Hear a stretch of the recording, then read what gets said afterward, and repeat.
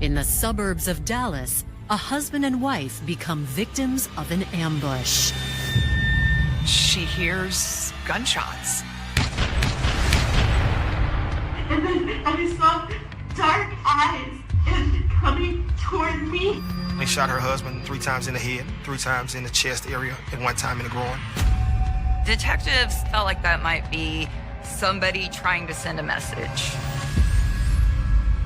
The suspects include a company full of disgruntled employees. It was during the pandemic, and a lot of people had to be laid off. I would hope that nobody would have taken that personal. But after a murder-for-hire plot comes to light, investigators uncover a chilling story of lies, manipulation, and greed. She was giving him money. She was allowing him to use her credit cards.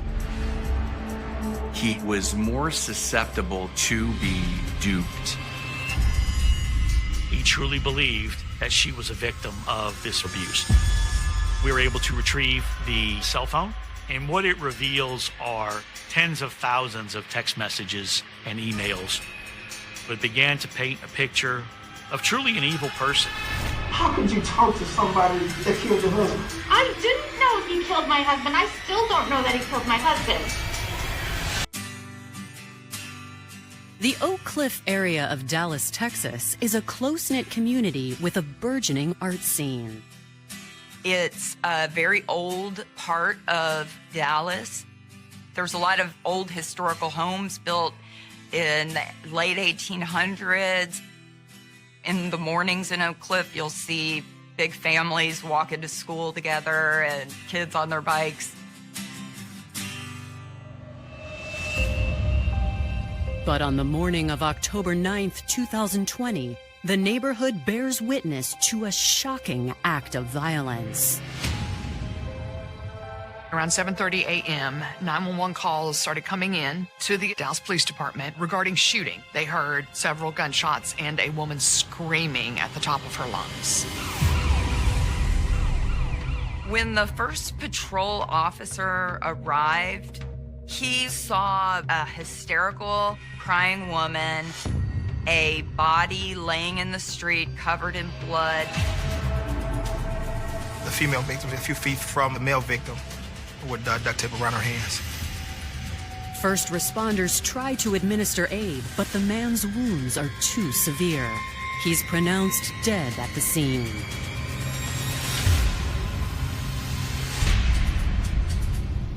They began asking questions and learned that the female victim, her name was Jennifer Faith. She identified the victim as her husband, James Faith. Jennifer Faith tells the officers that she had gone on a walk with her husband, with the dog. They go a few steps, and then she hears gunshots.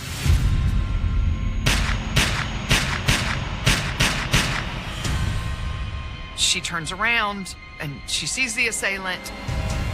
She let go of the dog ran down the street. She said it looked like he was going to shoot her, but maybe the gun jammed. He pushed her to the ground, attempted to duct tape her arms together. He reached over and took a ring off James's finger. You got neighbors coming out, dogs are barking. There's all this chaos going on.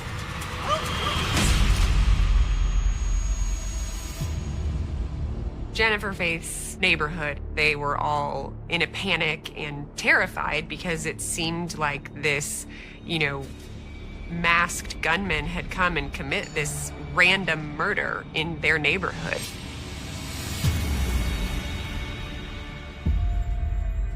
When I first arrived, I observed Mr. Faith. He was lying in the street. Paramedics had covered him up to protect the scene from public view. He had multiple gunshot wounds to his body. They started collecting evidence, and they found 8 shells from a .45 caliber weapon. Unfortunately, Jennifer cannot provide a detailed description. Jennifer Faith does tell the detective that the suspect who approached them had on a blue mask, average height, but nothing particularly identifiable. Unable to learn more about the attacker from Jennifer, detectives turned to nearby neighbors. The neighbors were also on edge, so they wanted to have a police presence in and around that neighborhood. They didn't know what was happening. Everyone was very confused, very scared, very concerned for the woman who had just been through this horribly traumatic event.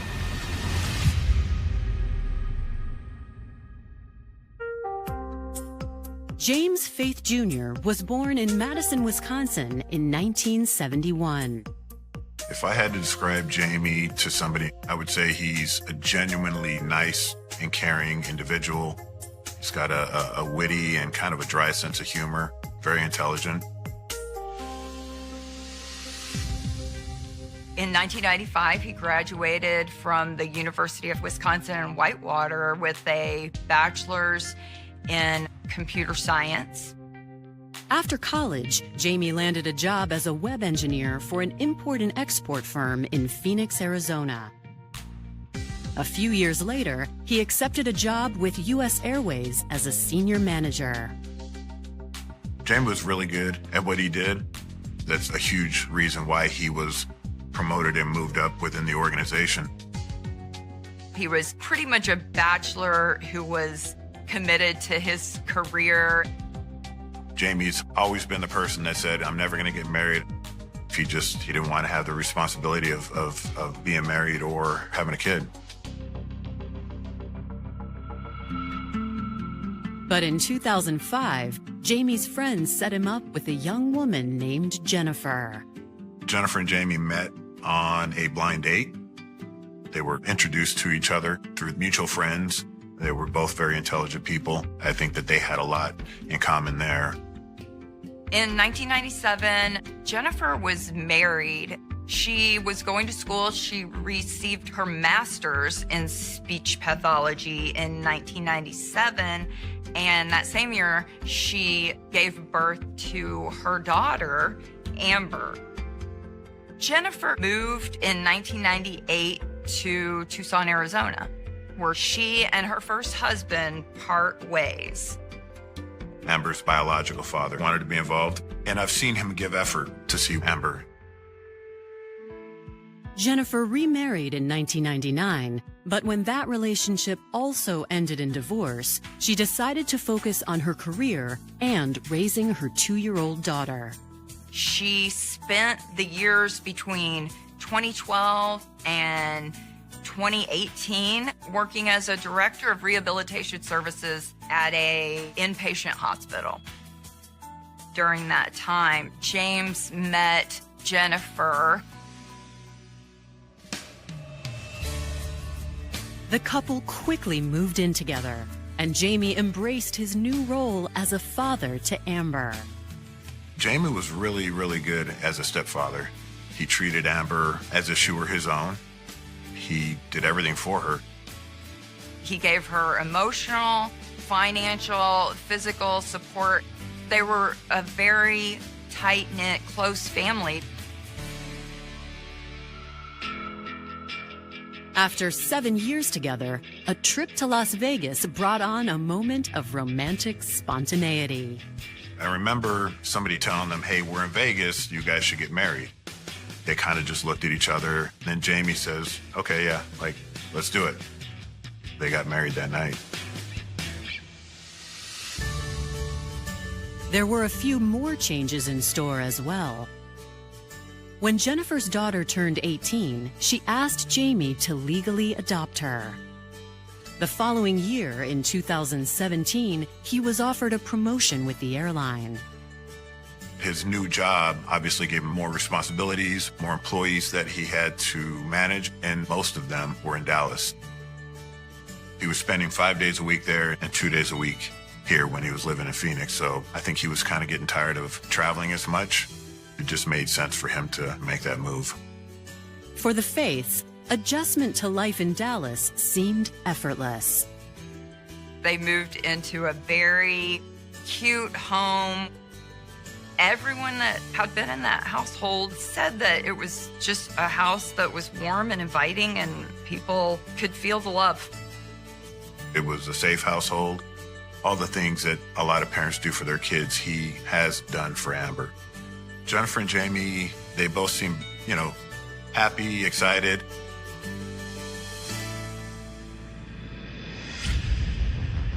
After 3 years in their new home, the neighborhood is in shock after a gunman killed Jamie in broad daylight. It may have been the robbery gone wrong. He took Jamie Faith's wedding ring. It was 7:30 in the morning. They were in t-shirts and shorts and walking their dog. And to do it in such a vicious manner, none of that added up to just a robbery. Some of the neighbors caught a glimpse of the shooter. One even managed to record him fleeing the scene in a pickup truck. There was no license plate that we could view. And the one thing that stood out about this vehicle was that it had the white decal on the rear windshield. It had a T emblem on the back window. We believed it to be a Texas Ranger sticker, being from Texas. Detectives were on the lookout for a black Nissan Titan. They did have people driving around and looking. Oak Cliff is right next to a major freeway, I-30. That was going to be difficult. Coming up, home security cameras provide a disturbing glimpse of the murder. And a lie unveils a possible suspect. He does come across a text describing an emotional affair. I was shocked. Now I've learned that you've lied to me.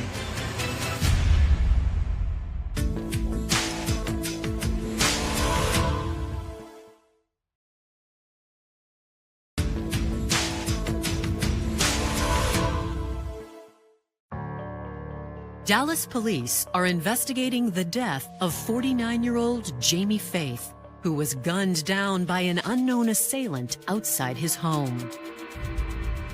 We were able to recover 8 .45 caliber casings.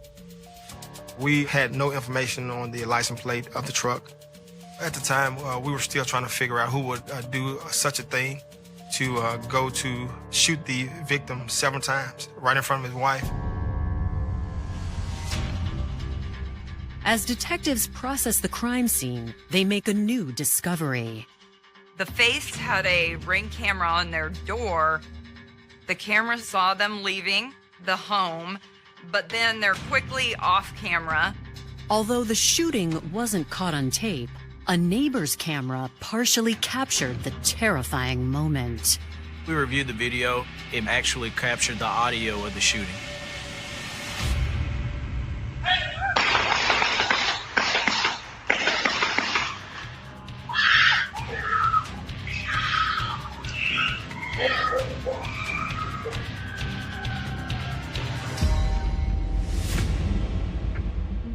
With little to go on, investigators turn back to Jennifer, hoping she can provide more details. I want to interview Mrs. Faith at Dallas Police Headquarters where I could have a one-on-one encounter with her. We were both wearing masks because it was COVID, but she was crying, very emotional. I'll continue to ask her what happened. And he just kept going, I couldn't stop it. I shot him, and my husband's expression. And then I saw the person turn and just dark eyes and coming toward me. Hitting my face and kept trying to turn me over. And he hit my side and back and hitting, and then all of a sudden I saw a flash of it was silver, the gun was silver. I asked her who could have done something like this, if he had any kind of incidents with anyone in the past. We've never had disagreements with anybody. But Jennifer says Jamie might have had enemies among his former employees. She brought up the fact that he was a supervisor at his job at American Airlines, and it was during the pandemic, and a lot of people had to be laid off at that time. He did say that he had to make some tough decisions at work. He had to let some people go. I would hope that nobody would have taken that personal. But given the time that we were living in, right, during COVID, almost anything was possible as far as people's mental health. She was able to give me consent to do a full extraction on her cell phone. She was very cooperative. While they wait on the data, investigators begin looking into the possibility of a disgruntled employee. I went up to his job, the American Airlines Corporation. They told me that Jamie had laid off approximately 18 to 20 individuals. So I did a subpoena for employee records. As they sort through the potential suspects, the autopsy report comes in and reveals a possible reason why Jamie was shot. He was shot 3 times in the head, 3 times in the chest area, and also 1 time in the groin. So a total of 7 shots that he sustained. Detectives felt like that might be somebody trying to send a message. The number of shots, and especially that shot to the groin, indicated something more personal. Through the media, Jennifer makes an impassioned plea to the public for help. It's been horrible, devastating. I teeter between completely heartbroken and completely devastated every day. It's been awful. Oh my God, if you know what happened, I need that for closure. I need to make some sense out of this.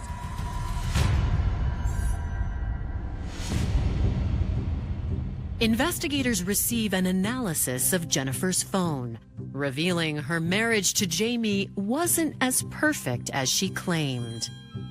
One of the other detectives was methodically going through the phone, and he does come across a text between Jennifer Faith and a friend of hers named Tina Spring, where Jennifer Faith, around April of 2020, is describing an emotional affair. The texts go back and forth between she and Tina, and she describes him as a guy she knew back in high school that reconnected with her, is retired from the military, now lives in Tennessee. And the first name is Darren.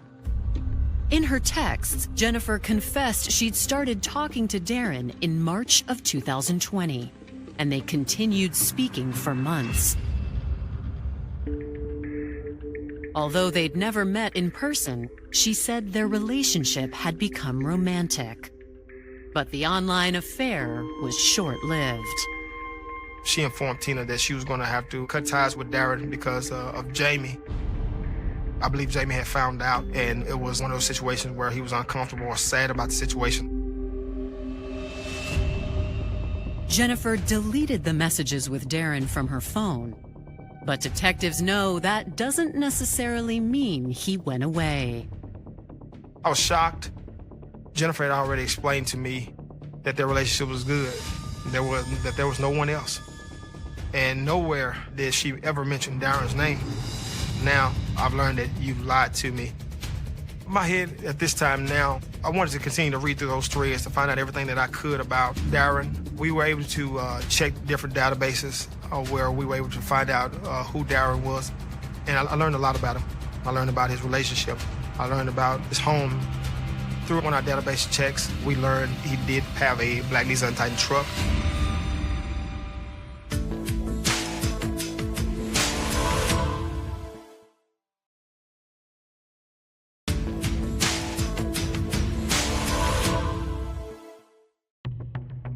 After learning about Jennifer Faith's affair, investigators use her phone contacts to find the man in question. He turns out to be 48-year-old Darren Ruben Lopez.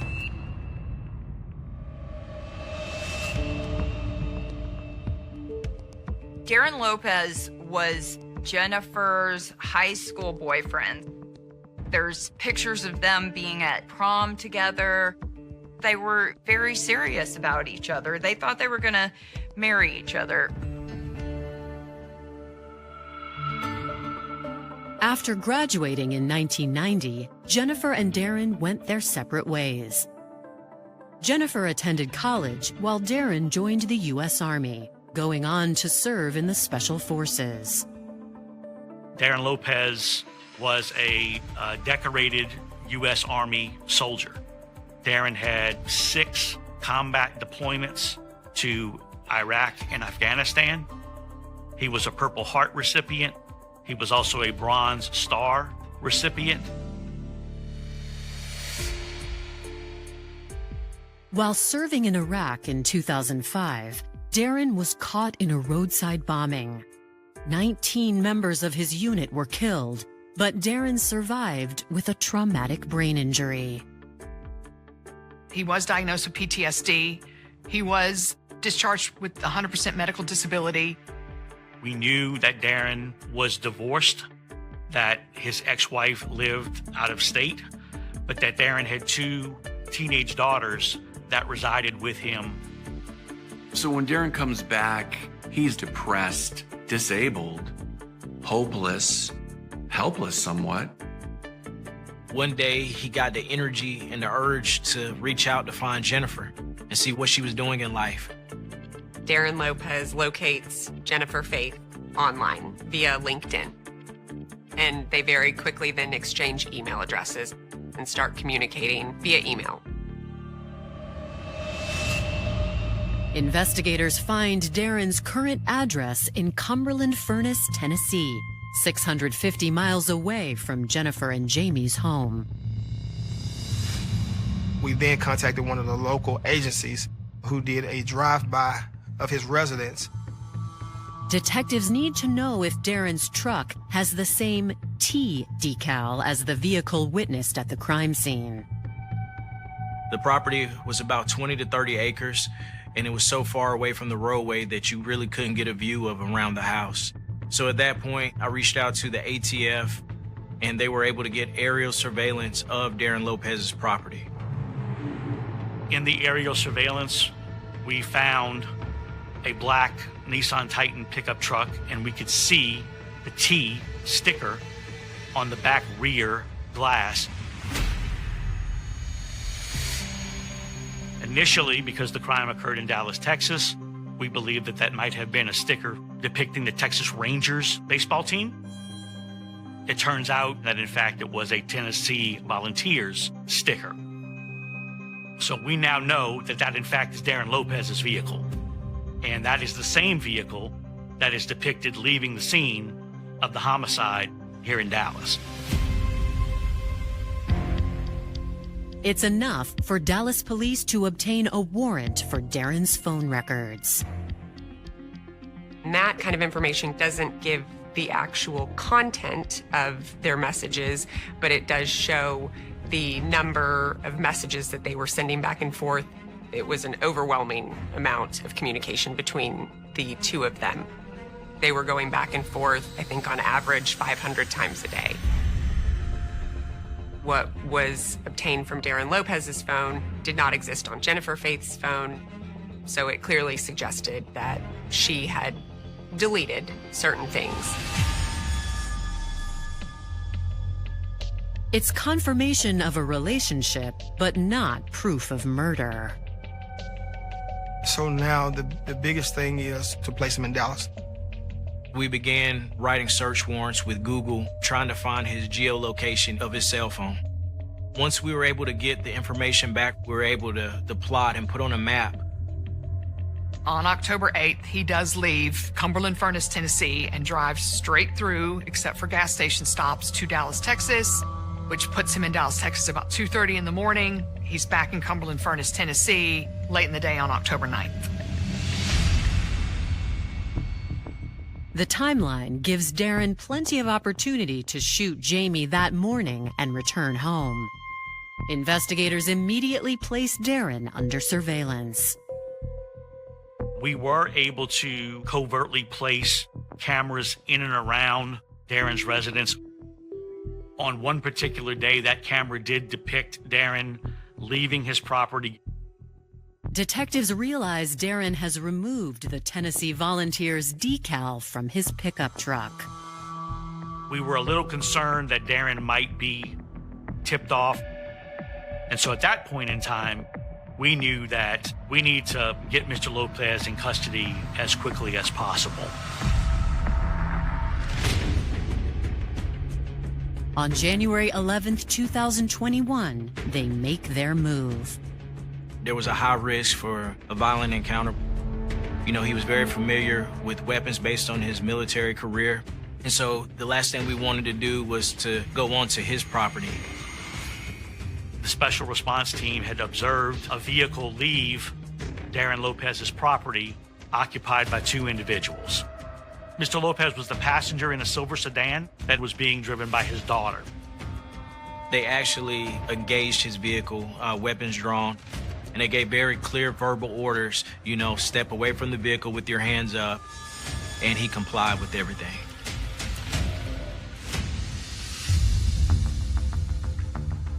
We conducted a search of the silver sedan, and we located a backpack. There was 2 credit cards found in the backpack in Jennifer Faith's name. Further search of the backpack, we found a blue mask, which matched the shooter at our crime scene. Investigators find even more incriminating evidence in Darren's home. One of the agents that was searching an upstairs room in Darren's house located a tan rucksack. Inside that rucksack, she located a .45 caliber semi-automatic pistol, which was the same caliber of weapon that was used to murder Mr. Faith. On the upper slide, we noticed a very small smear of what appeared to be blood.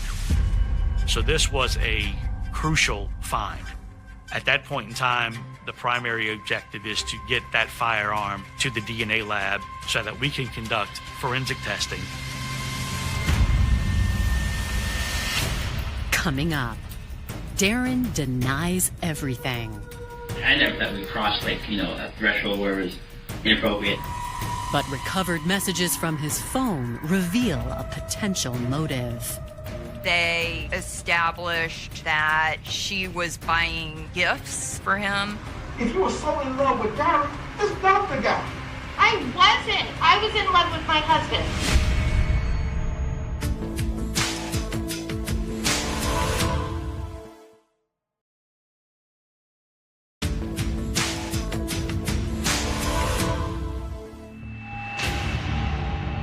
Three months after the murder of Jamie Faith, investigators have a suspect in custody.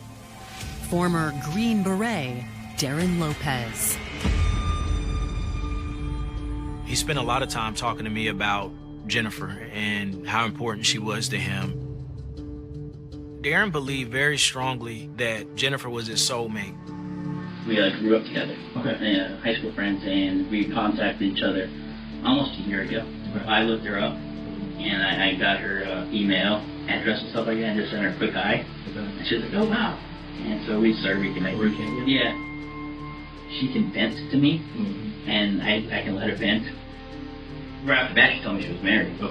So, we never reached, that. I never thought we crossed, a threshold where it was inappropriate. And like I said, I'd never been down there. So it's I've never had any physical contact. Although Darren is an open book about his love for Jennifer, he denies any involvement in her husband's death. He gave me an alibi that he was out hunting with some of his military buddies. So I began pressing him and calling him out on some inconsistencies in his story. The vehicle had a T on the back of it. It doesn't have one on it today, but it did have one on it at the time of the offense. Okay. What happened to the T? It started just tearing off. He asked for an attorney. You're going to get booked into the jail here to get arraigned in front of a judge in Dallas.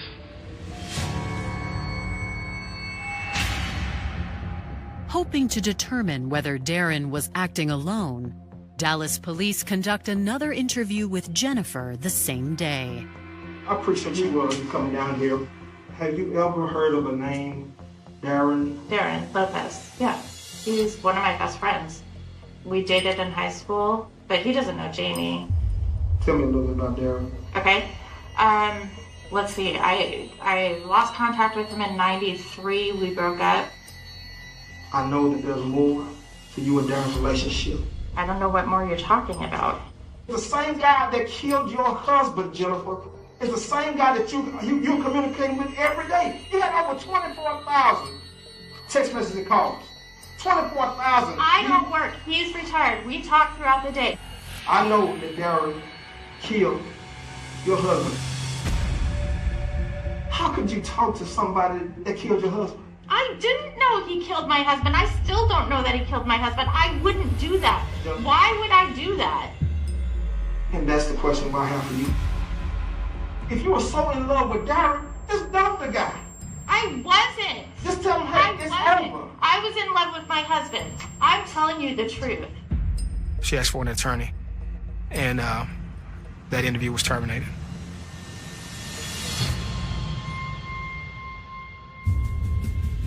Since there's insufficient evidence to prove Jennifer was involved, they're forced to let her go. The case against Darren, however, continues to grow stronger. We conducted a test comparing the ballistics from this firearm to evidence found at the scene, and it matched. We also took swabs of the blood that were found on the weapon. Those swabs were sent to our forensic lab and compared to blood samples from Jamie, and it also was a match. It became very clear that this was in fact the murder weapon. The question is whether Darren acted alone or if he was manipulated by Jennifer. During our evidence collection, we were able to retrieve Darren Lopez's cell phone. What it reveals are tens of thousands of text messages and emails between Darren Lopez and Jennifer Faith.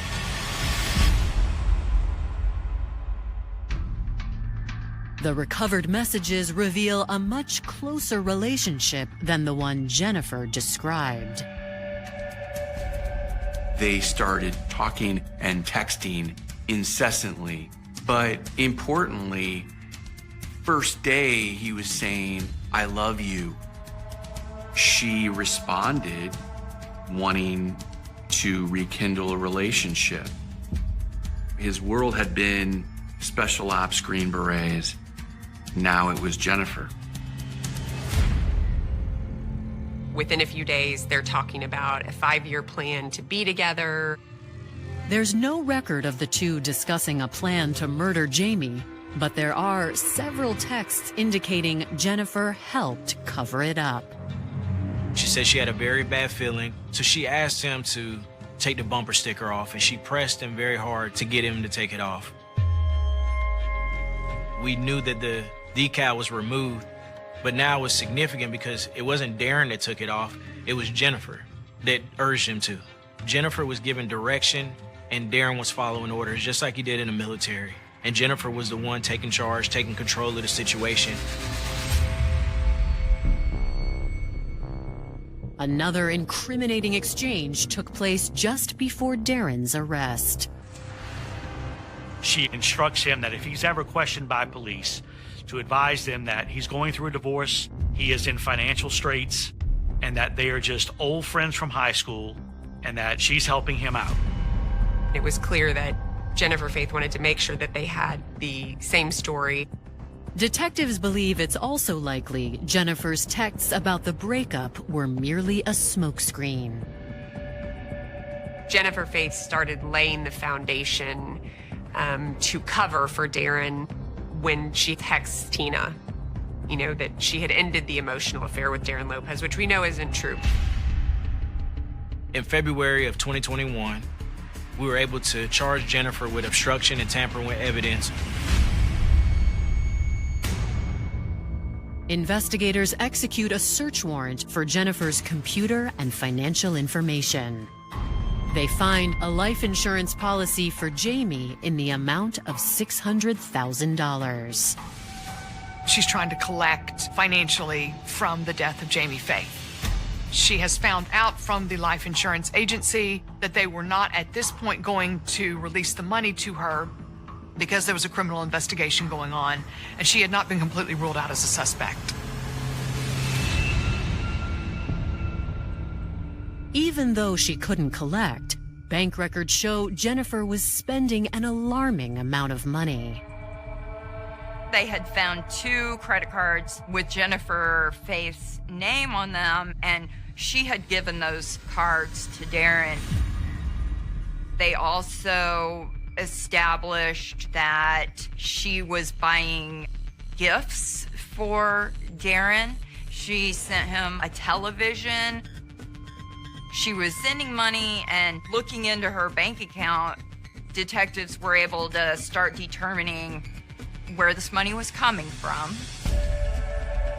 Shortly after Jamie was murdered, neighbors on his street raised about $60,000 in funds in a GoFundMe account for Jennifer and her family.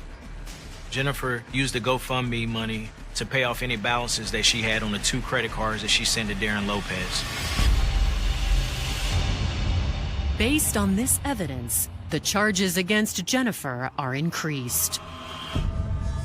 She was already arrested for obstruction, so they upped the charge to murder for hire.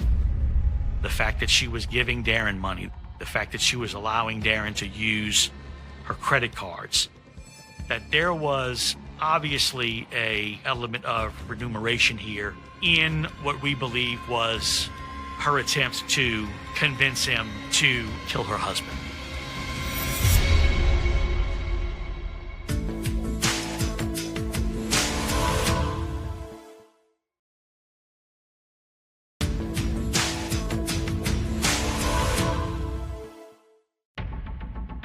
After a 3-month investigation, Jennifer Faith and Darren Lopez have both been charged with the murder of Jamie Faith. It appears Jennifer's motive was money, but Darren's went much deeper. During the forensic examination, we really began to see her attempt to manipulate Darren Lopez. Jennifer had created false email accounts, one being in the name of James Faith. The forensic examiners could tell us and show us exactly when and where those fictitious email accounts were created by Jennifer on her computer. They were able to determine that they had been created at her IP address. Jennifer used those email accounts to communicate with Darren, purporting to be Jamie Faith. It is generally Jamie Faith saying to leave his wife alone, to stay out of their relationship, and then it turns to become that he is abusing Jennifer Faith, then it turns to that he is sexually abusing her, then it turns to he is gang raping her, and it gets more and more violent as these emails go through. There were photos of injuries that Jennifer had shared with Darren. There were burns to her arm, there were cuts on her neck, and we found out those photos were from a car accident earlier, about 8 years prior to her sending those emails.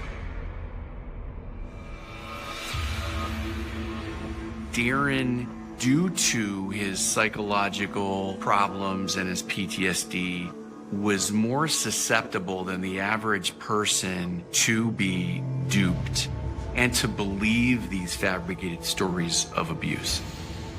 So it began to paint a picture of truly an evil person who was playing on Mr. Lopez's heartstrings. When investigators share the truth of Jennifer's manipulation with Darren, he confesses of his own volition. I think it's fair to say that he was shocked. He truly believed that she was a victim of this physical and of this sexual abuse. He came to the realization that he killed an innocent man. He described the crime, very matter-of-factly, much as if he were describing a military mission. Given his background, that's not unusual. So Darren spends the night in that backyard just waiting. The same thing that he learned to do when he was in combat.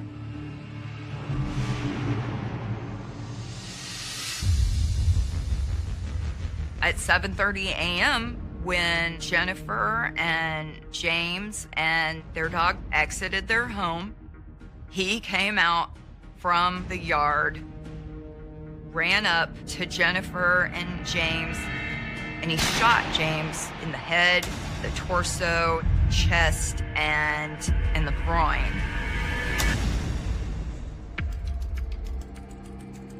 Darren admitted that he had shot Jamie Faith in the groin, sort of as retaliation, if you will, for the alleged sexual abuse. Then he pushed Jennifer to the ground. He had the duct tape that he sort of half-heartedly tried to tie her up with. He said that after he shot him, he took Jamie's wedding band to make it look like it was a robbery that went wrong. He jumped into his black car and fled the way that he had planned in advance. And somewhere in the middle of Arkansas, he took that ring and tossed it into the river. Remarkably, they had not been physically in each other's presence this whole period of time, not until the moment of the murder.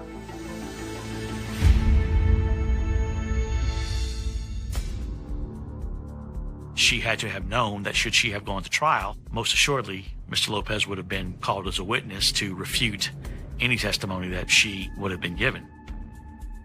Jennifer Faith was facing the death penalty. And so the defense was presented with the option of a plea where she would confess in exchange for a lighter sentence. Jennifer accepts the state's plea deal, and on June 21, 2022, she is sentenced to life imprisonment.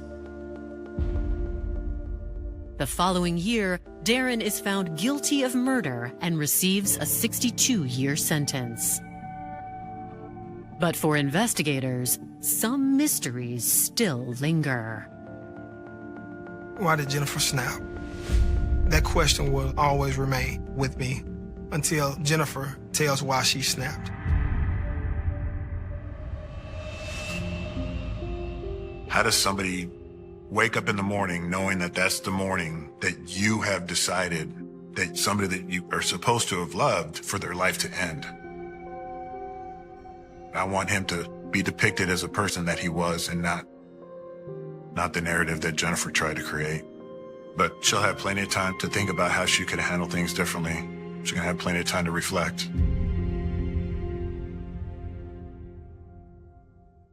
The call came in just after midnight. No screaming. No breaking glass. No neighbors pounding on walls. Just a quiet line and a single sentence spoken too calmly to be real. She's gone. London, 1975. A city wrapped in fog so thick it swallowed entire streets. Sodium lights flickered like dying signals. Sirens echoed somewhere distant, always distant. And inside a narrow brick building in Camden, something had already happened, something no one heard. By the time officers arrived, the door was ajar. Not forced, not broken, just open. That detail would haunt them, because doors don't open themselves. Inside, everything was still, too still. The kind of silence that feels staged, like a photograph frozen in time. The air hadn't moved. Curtains hung without a ripple. Even the dust seemed undisturbed. A cup of tea sat on the table, cold, untouched. A thin skin forming across the surface like time had stopped mid-sip. The radio hummed faintly, static bleeding into a late-night broadcast. Voices half-formed, drifting in and out like ghosts trying to speak. And near the door, one shoe. Only one. Margaret Hale. 26 years old. Typist. Routine-driven. Predictable to the point of invisibility. The kind of person who becomes part of the background, someone you pass every day without ever really seeing. But routines matter. Because routines break. And when they do, something caused it. Neighbors would later recount her schedule with eerie precision. Not because they cared, but because it never changed. She arrived home at 6:05 p.m., always within a minute or two. She locked the door immediately.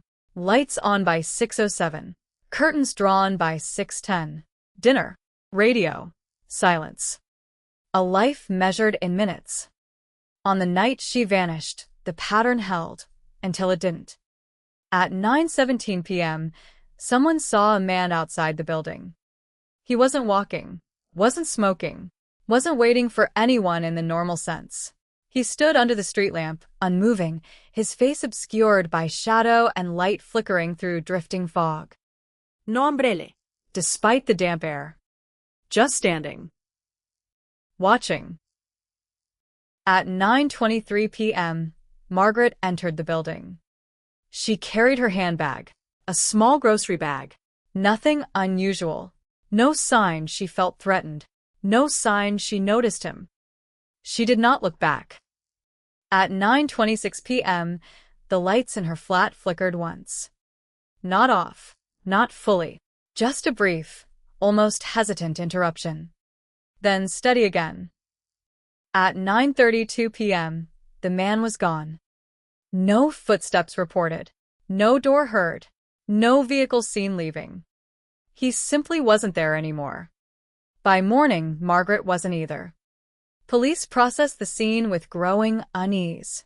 No forced entry, no broken locks, No overturned furniture. no signs of struggle loud enough to carry through the walls. It wasn't a crime scene that screamed.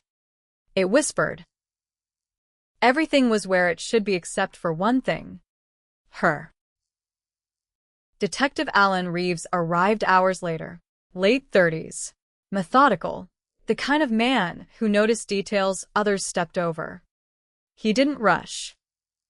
He stood in the doorway for a long moment before stepping inside. Something about the room resisted explanation. Not fear, not chaos. Control. That's what he felt. A controlled absence.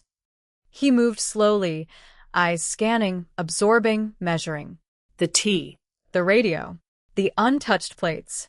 And then his gaze landed on the shoe. Brown leather. Slightly worn. Positioned near the threshold. Not kicked off. Not dropped mid-step. Placed. That was the word that stayed with him. Placed. As if someone had taken the time. As if it meant something. The second shoe was nowhere to be found. Reeves crouched beside it. Didn't touch it. Just stared. Because sometimes evidence doesn't speak through what it is, but where it is. And this was wrong. Margaret's life was peeled apart in the following days. Police moved fast. Friends interviewed. Workplace checked. Family contacted. Nothing. No boyfriend. No recent arguments. No strange behavior. No sign she planned to leave. Her bank account remained untouched. Her belongings still there. Her life paused mid-sentence.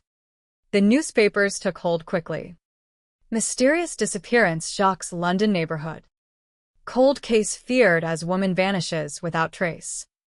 Police baffled, no suspects, no clues. The word spread faster than facts. And then, like most things, the noise began to fade. But Reeves didn't let it. Because something about this case didn't feel random. It felt repeated. He couldn't explain it at first. Just a quiet pressure in the back of his mind. A familiarity he couldn't place. So he started digging. Not just into Margaret, but into the past. Old files. Dust-covered reports. Cases no one had touched in years. And then he found it. 1973. 2 years earlier. Same borough. A woman named Elise Turner. Gone. No forced entry. No witnesses of struggle. No body. And one detail buried deep in the report.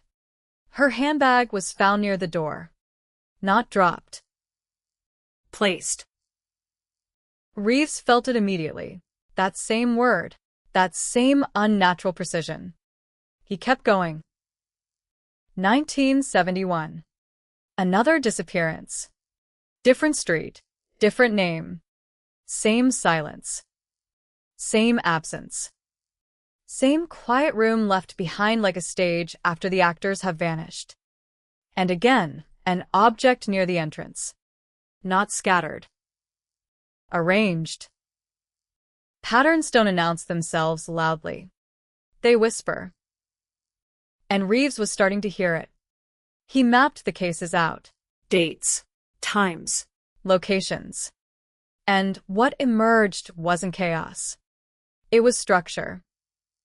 Every disappearance occurred on a Thursday, between 9 o'clock and 9:30 p.m. The same narrow window. The same calculated timing. This wasn't random. It was ritual. Reeves brought his findings forward. They were dismissed almost instantly. Coincidence. Urban density. People go missing. But he saw the hesitation, the flicker of doubt in their eyes before they shut it down.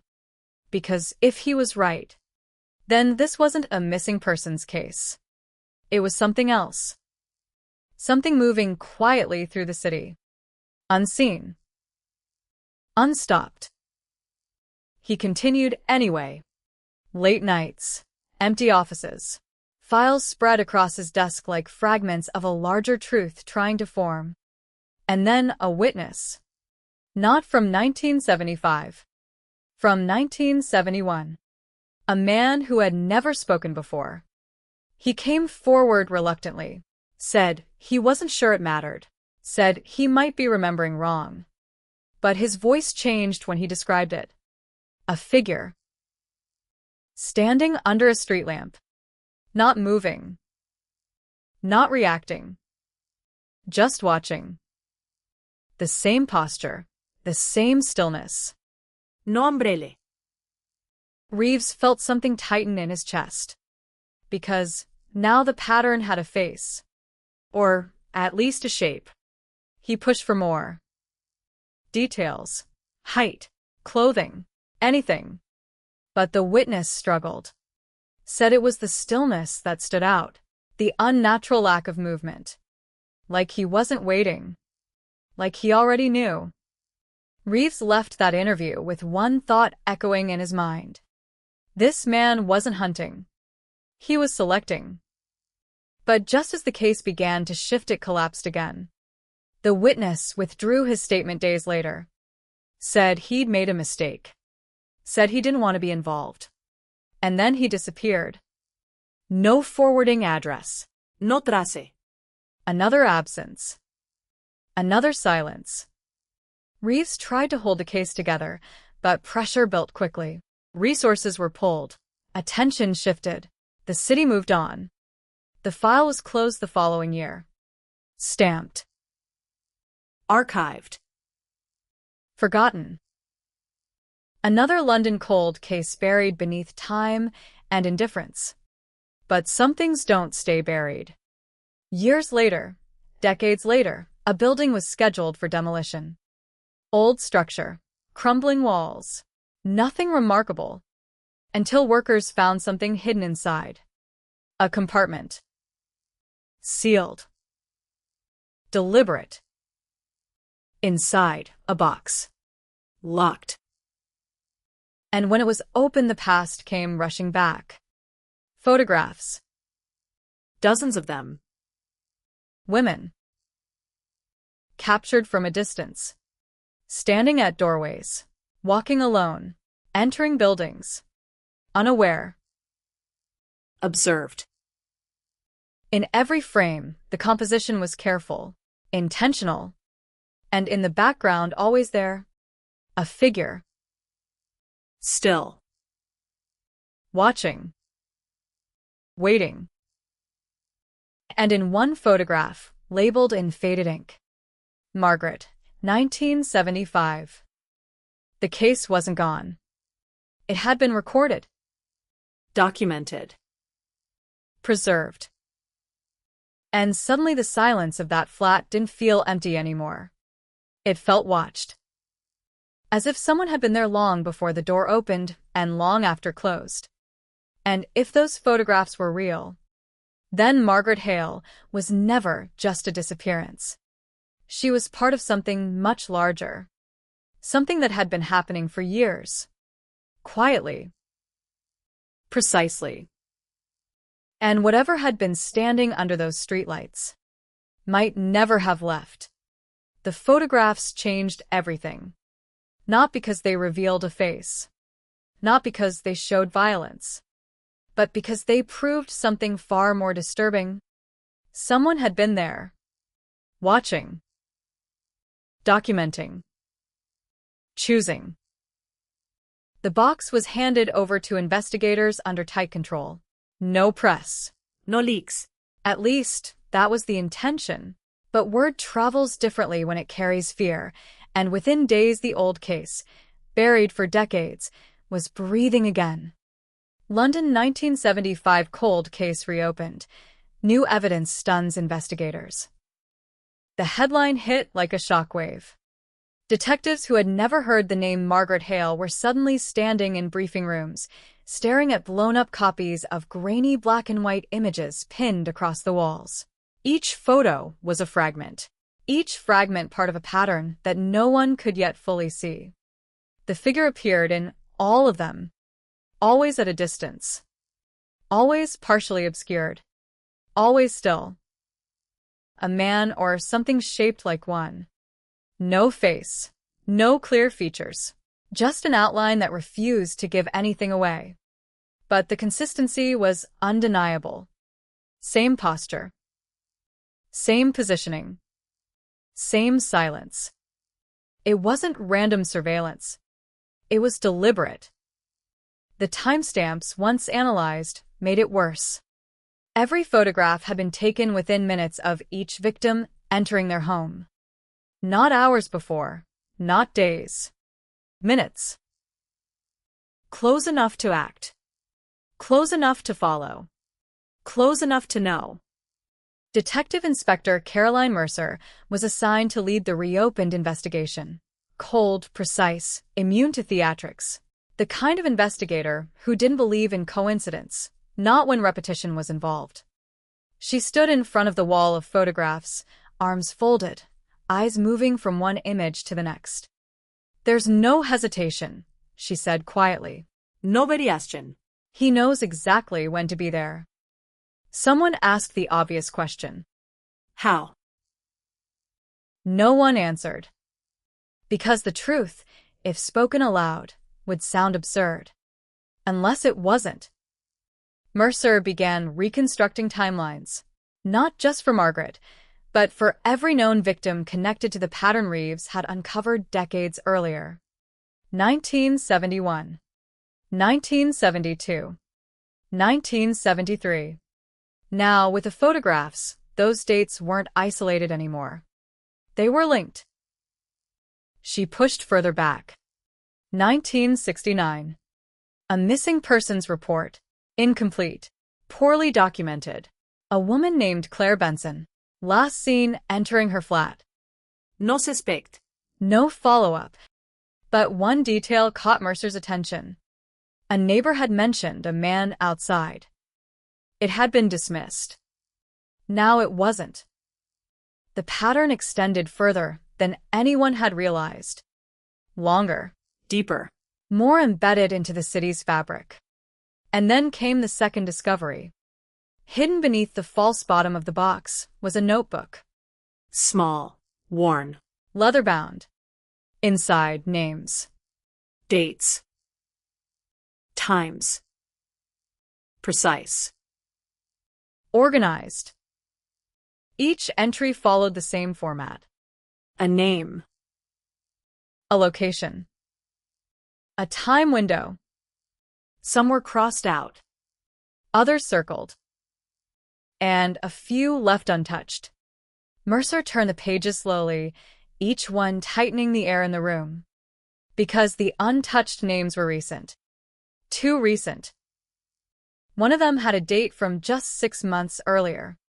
Which meant, if the notebook was real, if the handwriting matched the time periods, if the pattern hadn't stopped, Then this wasn't just a cold case. It was ongoing. The room shifted. What had started as history was now present tense. Mercer ordered immediate verification of the recent names. Within hours, the first confirmation came back. A woman listed in the notebook had reported a break-in attempt 3 months prior. No forced entry. No theft. No suspect. She had described hearing something outside her door late at night. A presence. Standing. Not knocking. Not leaving. Just there. Police at the time had written it off. Now they didn't. Mercer moved fast. Surveillance teams were deployed to the addresses listed in the notebook. Marca vehicles. Rotating shifts. Quiet observation. No announcements. No panic. Because if this person, this watcher, was still active, they wouldn't tolerate noise. They would adapt. Or disappear again. The first 3 nights passed without incident. Nothing unusual. Nothing out of place. Then, on the 4th night, at exactly 9:21 p.m., one of the teams reported movement. A figure. Standing across the street. Still. Watching a building listed in the notebook. The description was immediate. No umbrella. No visible movement. Face obscured by shadow. The same. After decades. The same. The team was ordered to hold position, observe, do not engage. But tension built quickly. Because the figure didn't behave like a normal suspect. No passing. No fidetin. No reaction to passing cars or pedestrians. Just stillness. Minutes passed. At 9:26 p.m., the target, an unaware resident, entered the building. At 9:28, the figure stepped forward. Slow, controlled, direct.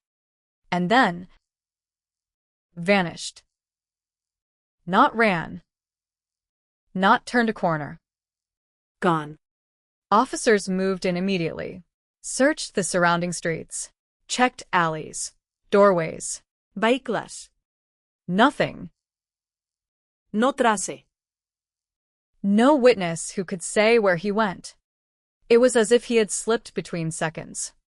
The report hit Mercer's desk within the hour. She read it twice. Then once more. Because it confirmed something she hadn't wanted to say out loud. He's still working, she said. The room went quiet. And then the question came. How is that possible? No one had an answer. Because the timeline didn't make sense. If the same individual had been active since at least 1969, then by now he would be old. Very old. Too old to move like that. Too old to remain unseen. Unless it wasn't the same man. Unless it never had been. The possibility shifted everything. A single predator becomes a network. A pattern becomes a system. And a cold case becomes something far more dangerous. Mercer ordered a forensic analysis of the notebook. Ink dating, paper origin, handwriting comparison.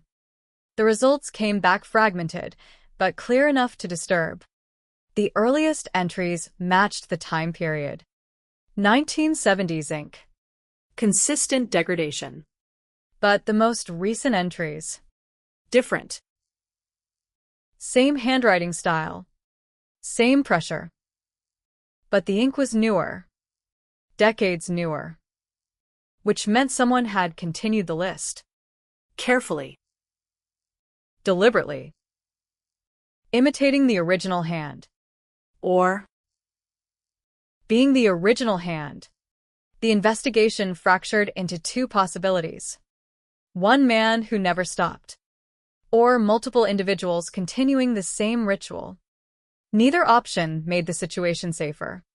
Because both meant the same thing. This wasn't over. Meanwhile, The photographs were reanalyzed frame by frame, enhanced, stabilized, cross-referenced with modern imaging. And then something small, almost invisible, emerged. In several images near the figure's feet, there was a reflection. Faint. Distorted. A metallic surface. Possibly a vehicle. Same shape. Same positioning. A car parked just out of full frame. Investigators cross-checked vehicle registrations from the original cases. Thousands of records. Old systems. Paper archives. Slow work. But then, a match. 1973, Elise Turner case. A witness had mentioned a car idling nearby. Dark color, unknown model. Partial license plate recorded. At the time, it led nowhere. Now, with digital reconstruction, the plate was completed. The vehicle belonged to a man who had died in 1981. No criminal record, no known connection to the victims. But his address? Less than 2 miles from Margaret Hale's flat. The pieces weren't fitting cleanly. They were overlapping. Messy. Incomplete. Like a puzzle built from missing edges. Mercer stood again in front of the wall of photographs. The figure stared back at her from every angle. Unmoving. Patient. And she realized something that hadn't been said yet. He doesn't rush, she whispered. He waits. Because every image, every timeline, every movement pointed to control, to precision, to someone who didn't need to act quickly, because they had all the time in the world. And that was the most dangerous part. Because a predator who waits doesn't make mistakes. And somewhere in London, under the same dim streetlights, in the same quiet hours between 9 o'clock and 9:30 p.m., someone was still standing, still watching, still choosing. And this time, they knew they were being hunted. The city didn't feel the same anymore. Not on those streets. Not at that hour. Between 9 o'clock and 9:30 p.m., something shifted. It wasn't visible. It didn't announce itself. But for the teams watching from parked cars and darkened corners, the air tightened like a held breath stretched across decades. They weren't just observing a pattern anymore. They were standing inside it. Detective Inspector Caroline Mercer expanded the operation quietly. No public alerts. No media involvement. The fewer variables, the better. Because whatever or whoever they were tracking had survived by staying invisible. And invisibility doesn't survive attention. Surveillance was no longer limited to the names in the notebook. It spread outward, forming a web across boroughs that had once seemed unrelated. Camden, Islington, Hackney. Streets that had never shared headlines were now connected by something far more subtle. Time. Thursday nights. The same narrow window. 9 to 9:30. It wasn't enough to wait for movement. Mercer wanted to understand behavior. So she had analysts reconstruct not just the disappearances, but the hours leading up to them. Margaret Hale, 1975. Left work at 5:42 p.m. Bought groceries at 5:56. Walked home alone. No deviation. No hesitation. Elise Turner, 1973. Same pattern. Routine preserved. No anomalies. Claire Benson, 1969. Again, predictable. Structured. Unchanged. They weren't random victims. They were consistent ones. People who moved through life in straight lines. People who could be mapped. Tracked. Predicted. Mercer circled one phrase in her notes. He knows before they arrive. Because the photographs proved it. He wasn't reacting. He was waiting. And that meant one thing. Surveillance had begun long before the moment of disappearance. The team turned its focus to proximity. Who had access? who could observe without being seen, who could watch routines without raising suspicion. Neighbors were revisited, old interviews re-examined. Most had nothing new to offer. Time had eroded memory, but not all of it. One woman, now in her 70s, recalled something she hadn't mentioned before. Not because she forgot, because it hadn't seemed important. There was a man, she said slowly, not outside, inside. Mercer leaned forward. Inside where? The building. He used to come and go. No one knew which flat was his. Description? Vague. Average height, dark coat, quiet. Always polite. Always unnoticed. Until now. The idea spread quickly through the team. Not an outsider. Not someone approaching from a street. Someone already inside. Watching from within. It explained the timing. The precision. The lack of forced entry. Because if he was already there, the door didn't need to be broken. It only needed to be opened. Mercer ordered a full audit of building access records from the original cases. Tenants, maintenance workers, delivery personnel.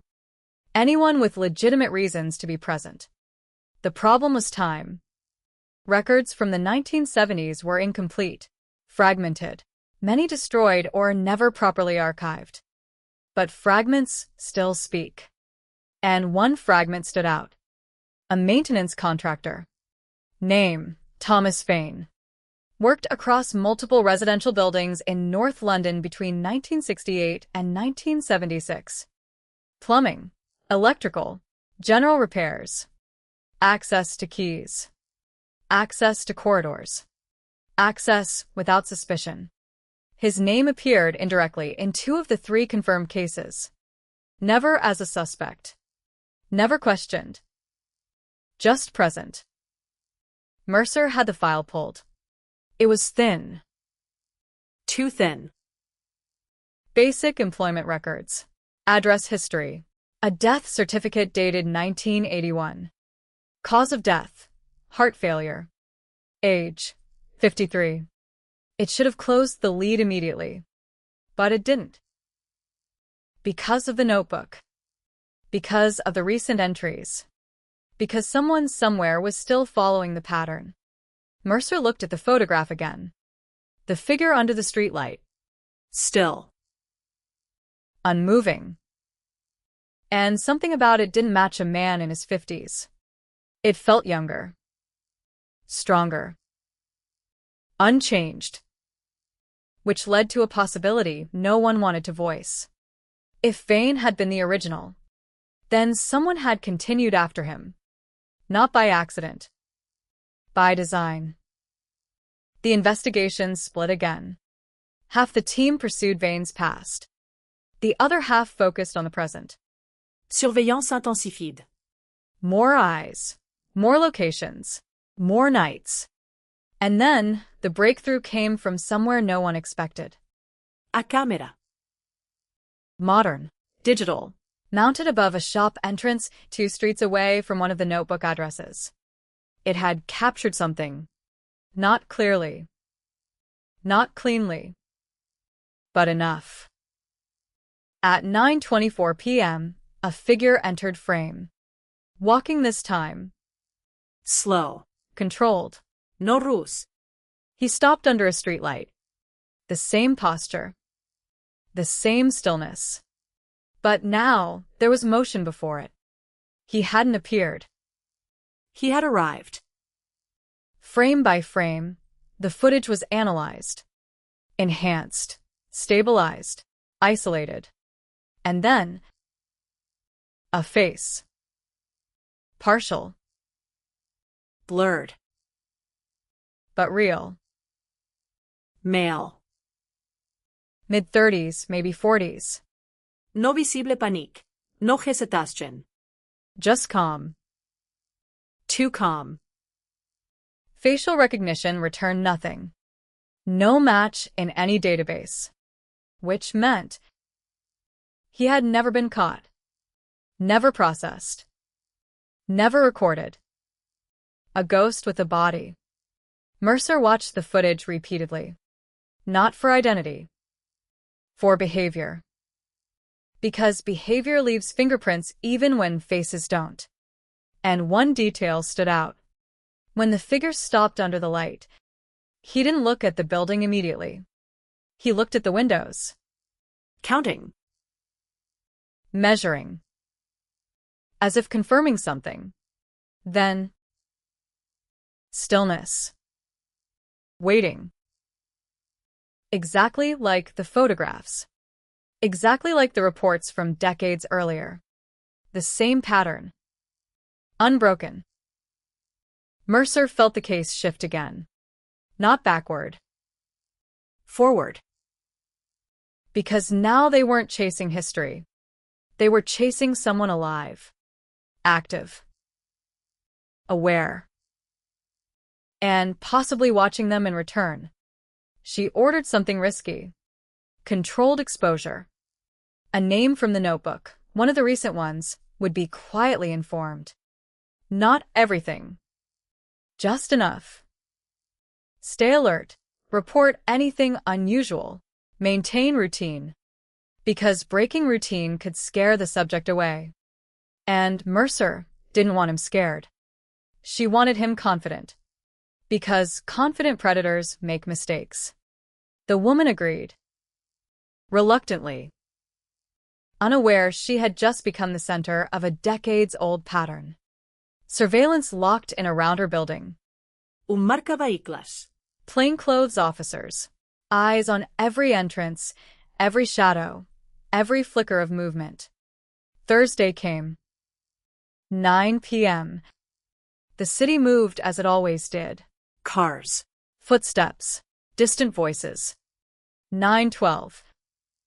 Nothing. 9:18. A shift. Not visible. Felt. 9:21 p.m. A figure appeared. Across the street. Under the light. Still. Watching. The same. After all these years. The same. But this time. They were ready. Units held position. No premature movement. No disruption. They waited. Because this time, he wasn't going to disappear. 9:24 p.m. The woman entered her building. 9:25. The figure moved. One step. Then another. Calm. Direct. Toward the entrance. Every unit locked in. Heartbeats synchronized with the ticking seconds. 9:26. He reached the door. Hand lifted. And then, he stopped. Not startled. Not confused. Still. And slowly, he turned his head. Not toward the door. Toward them. Directly. As if he knew. As if he had always known. That they were there. Watching him. The same way he had been watching others for years. No panique. No attempt to run. Just a brief moment of recognition. And then, he smiled. Small. Controlled. Knowing. And stepped back into the shadows. By the time officers moved, he was gone. Again. No footsteps. No direction. No trace. Just absence. Mercer stood in the aftermath, staring at the empty space where he had been. And for the first time since the case reopened, she felt it. Not uncertainty. Not confusion. Something worse. Because this wasn't a man avoiding capture. This was a man controlling distance. Choosing when to be seen. choosing when to vanish. And now, he had seen them, which meant the pattern had changed. Not broken. Changed. And somewhere in the city, hidden behind ordinary doors and familiar streets, he was adapting. Waiting. Recalculating. Because for the first time in decades, the watcher was being watched back. The smile didn't last more than a second, but it stayed. Burned into every officer who saw it, replayed in every report, paused, rewound, analyzed frame by frame until it lost all human warmth and became something else entirely. Recognition. That was the word Mercer wrote in her notes. Not surprise. Not fear. Recognition. He hadn't been caught off guard. He had acknowledged them. And then he had left. That changed the balance. Because up until that moment, the investigation had been one-sided. They were chasing a shadow, trying to predict a pattern built decades earlier. Now the shadow had looked back. And it hadn't flinched. The footage from that night was reviewed continuously.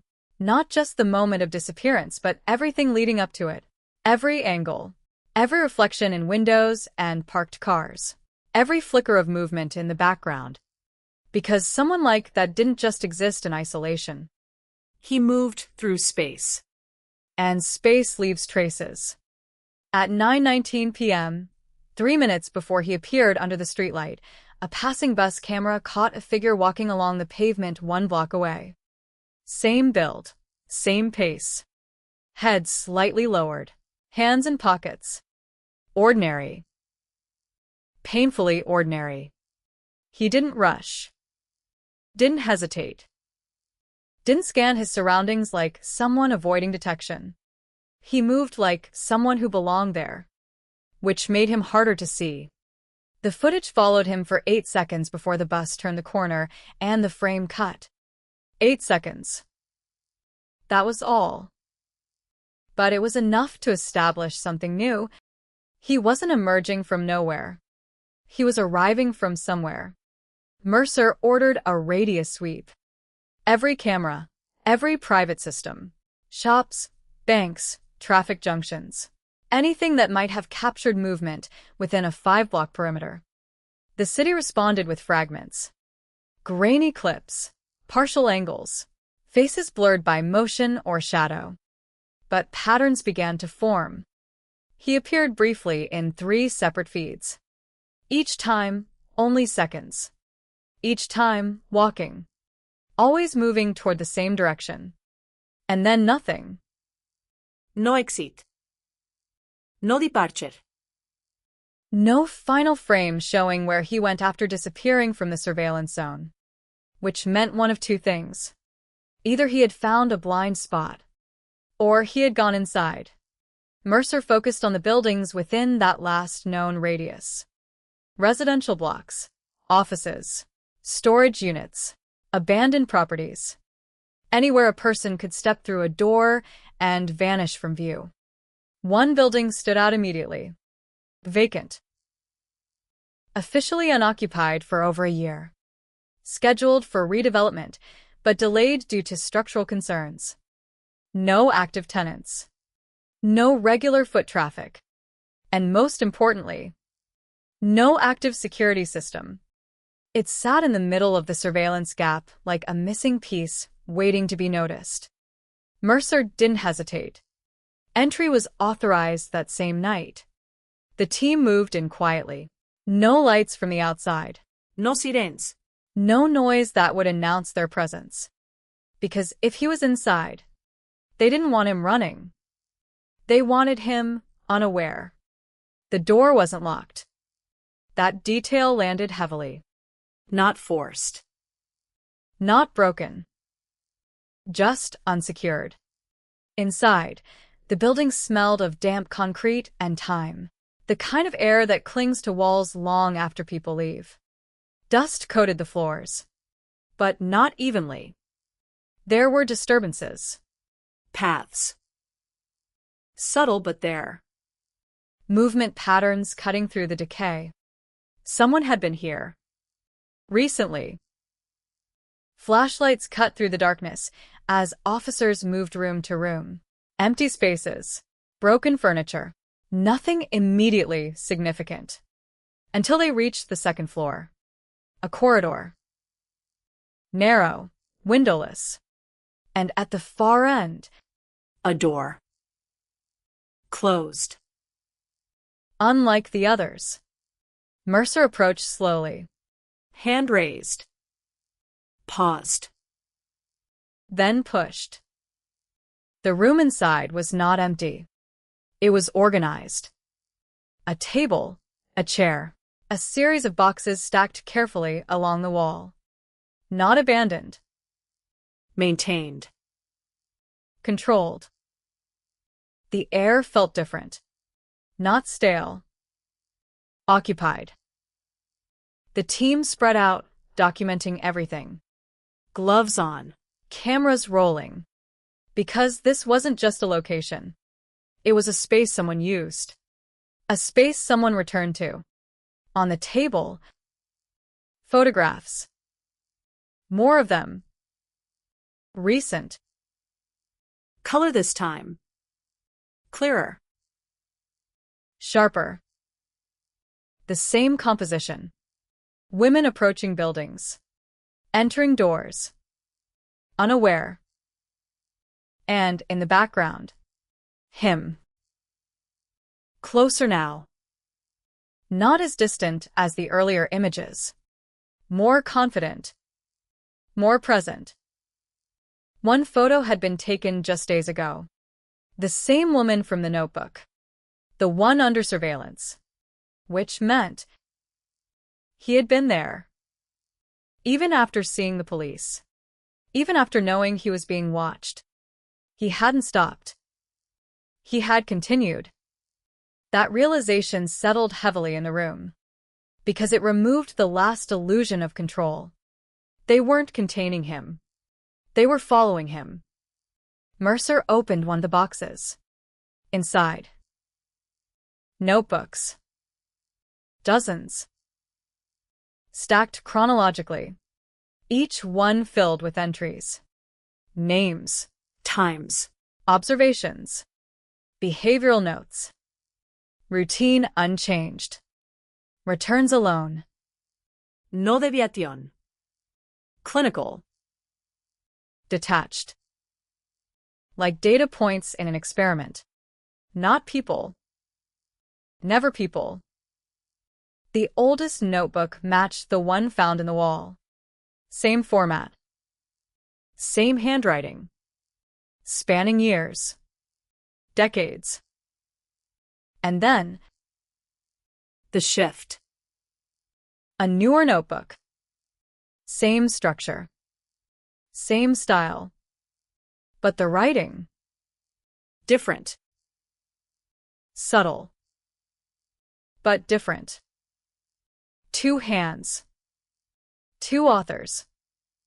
Continuing the same work. Mercer felt the implication settle in. This wasn't a single lifetime. It was continuity. A process handed down. Refined. Maintained. The room wasn't a hideout. It was a base. A place to observe. To record.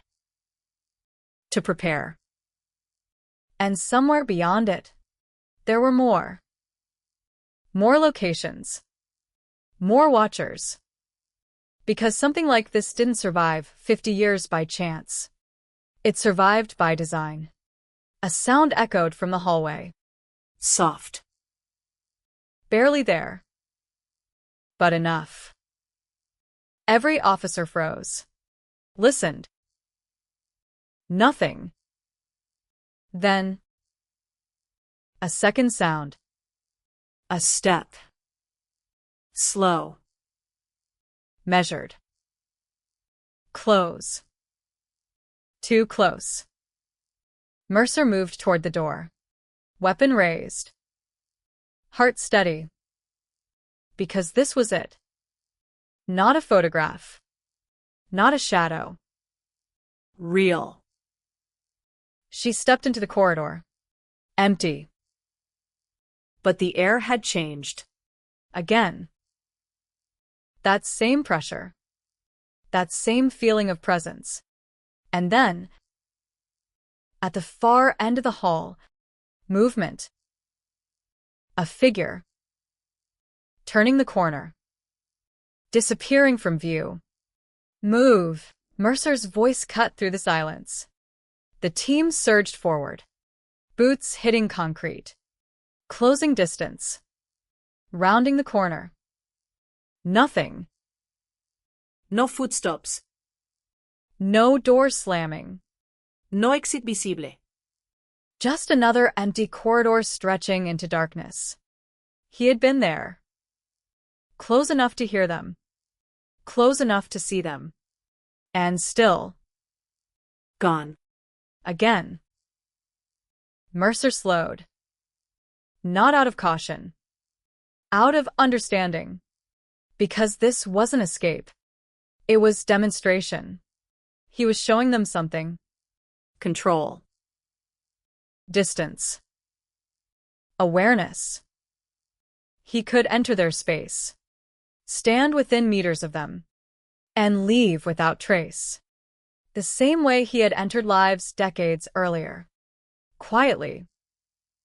Precisely. Without resistance. She turned back toward the room. Toward the photographs. Toward the notebooks. And one thought settled, heavier than anything else. This wasn't ending. It was evolving.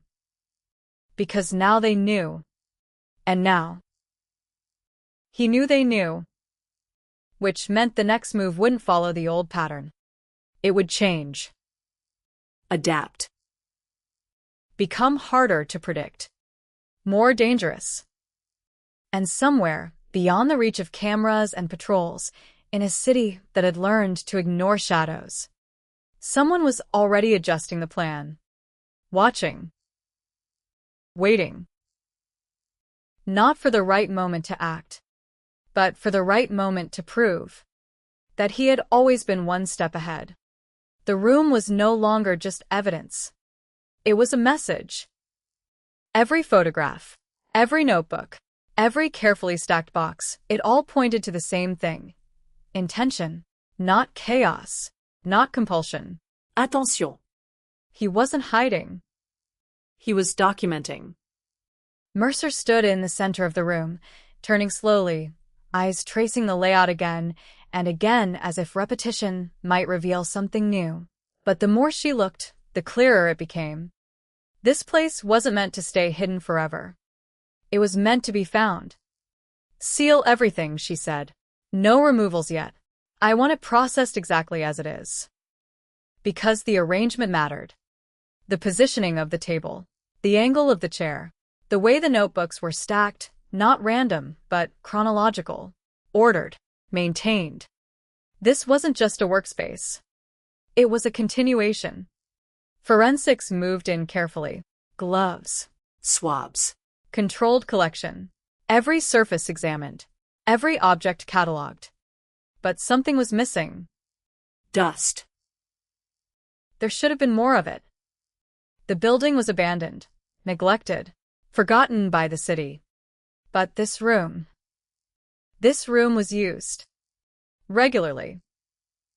Recently. And that meant something else. He wasn't just visiting. He was returning. Again and again. Which meant he had a routine. And routines could be broken. Mercer shifted focus immediately. If this was one location, there could be others. Backup spaces. Alternate observation points. Places to move when one became compromised. She ordered a cross-reference between the notebook entries and geographic clusters. Patterns of proximity. Distances between sightings. And slowly, a map began to form. Not random dots. Connected lines. Routes. Movement paths across the city. Invisible to anyone who didn't know what to look for. But once seen, Impossible to ignore. He's not just choosing victims, one analyst said quietly. He's mapping territory. Mercer didn't respond immediately, because the implication was worse than that. He wasn't mapping territory. He was controlling it. The routes formed loops, circular patterns that brought him back to familiar ground. Repetition. Reinforcement. Like someone testing the same structure over and over again to ensure it held. And it had held. For decades. Which meant the system worked. Until now. The next development came from the notebooks. Hidden between pages. Small slips of paper. Addresses. Not full addresses. Fragments. Street names. Building numbers. Partial identifiers. At first, they seemed incomplete. But when combined, they formed complete locations. Dozens of them. Spread across London. Mercer stared at the compiled list. Priority checks, she said. All of them.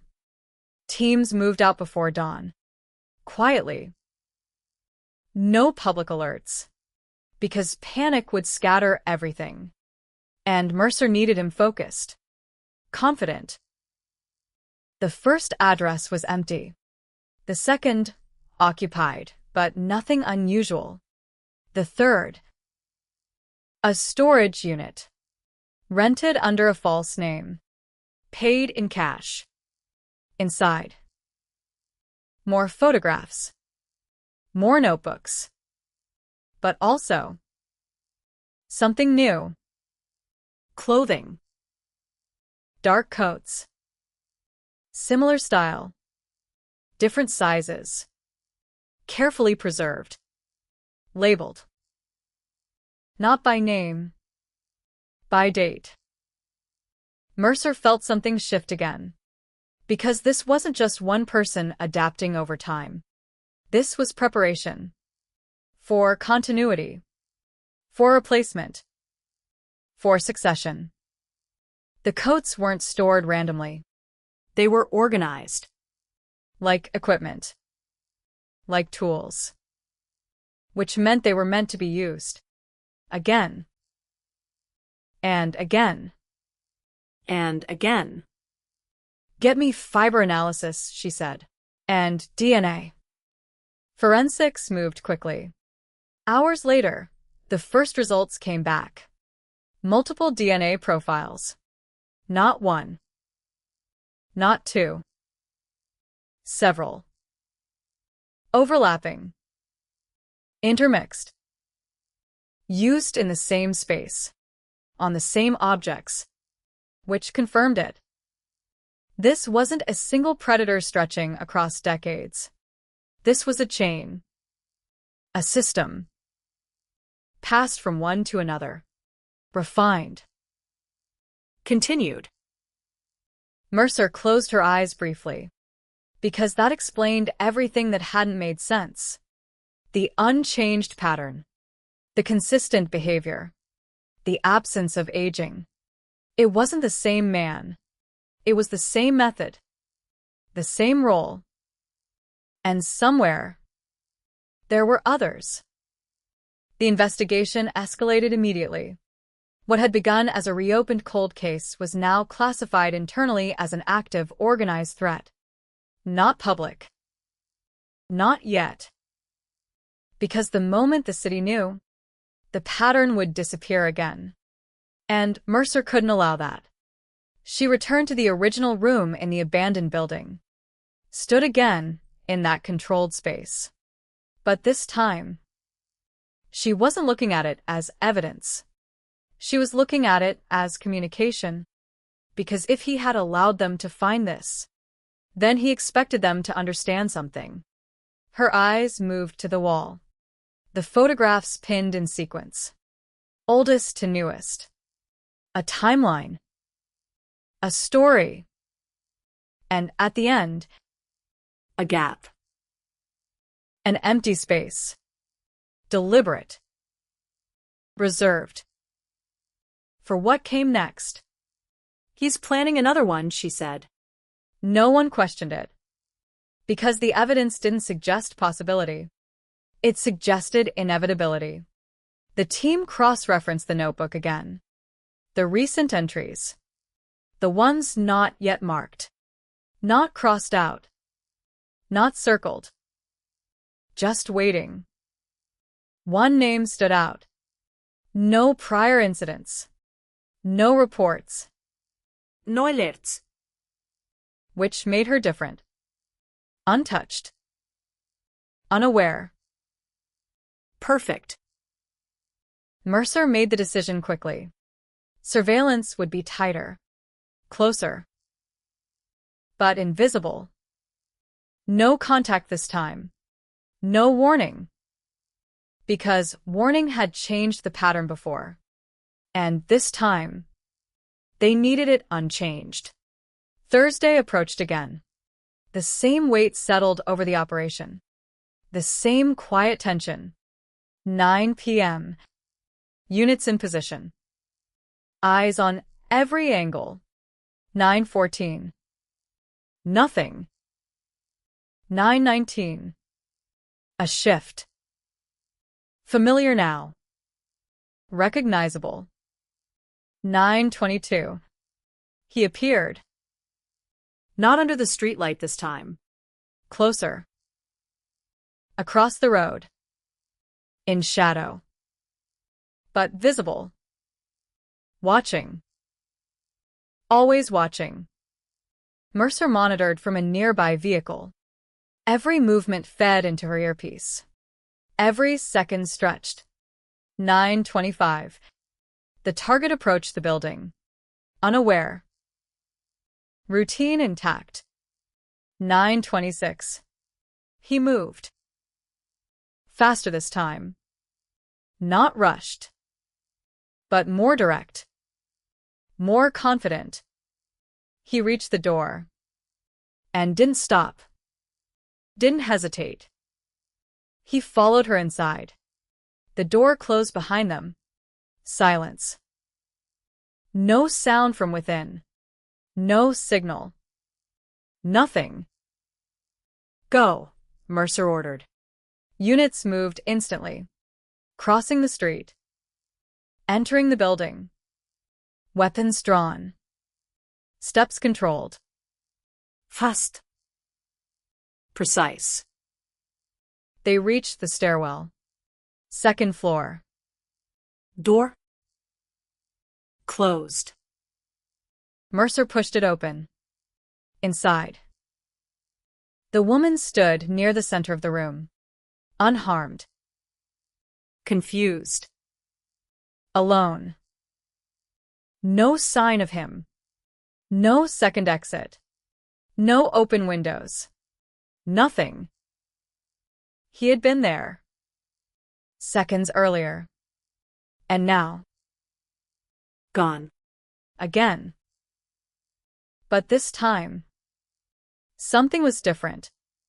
On the floor. Near the doorway. A single object. A shoe.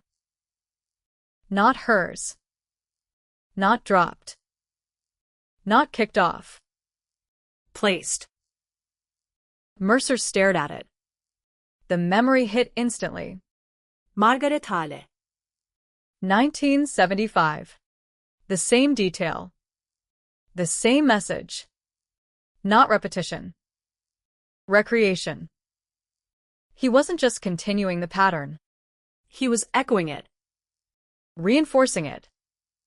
Reminding them that this had started long before they were watching, and could continue long after.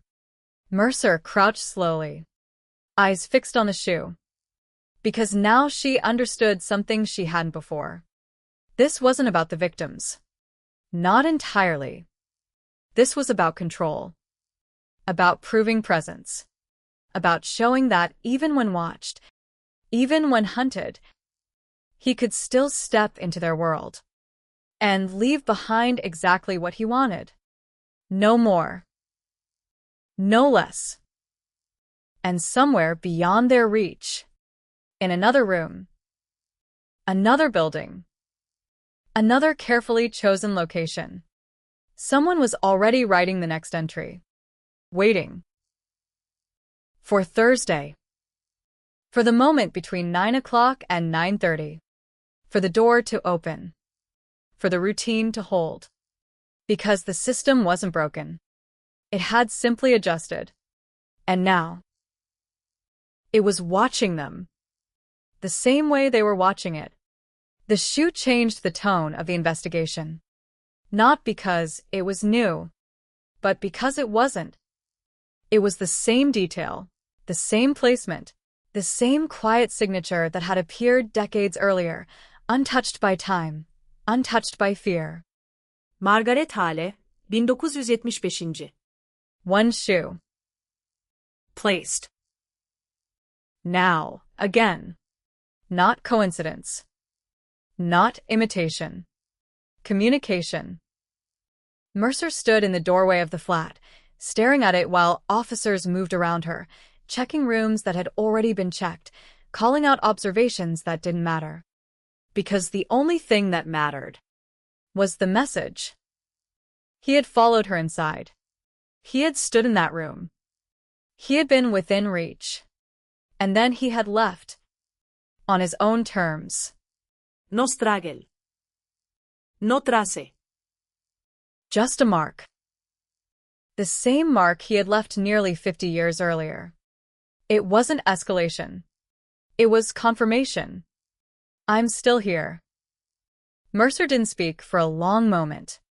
Because speaking would have made it real in a way she wasn't ready to acknowledge. Instead, she crouched slowly, eyes locked on the shoe.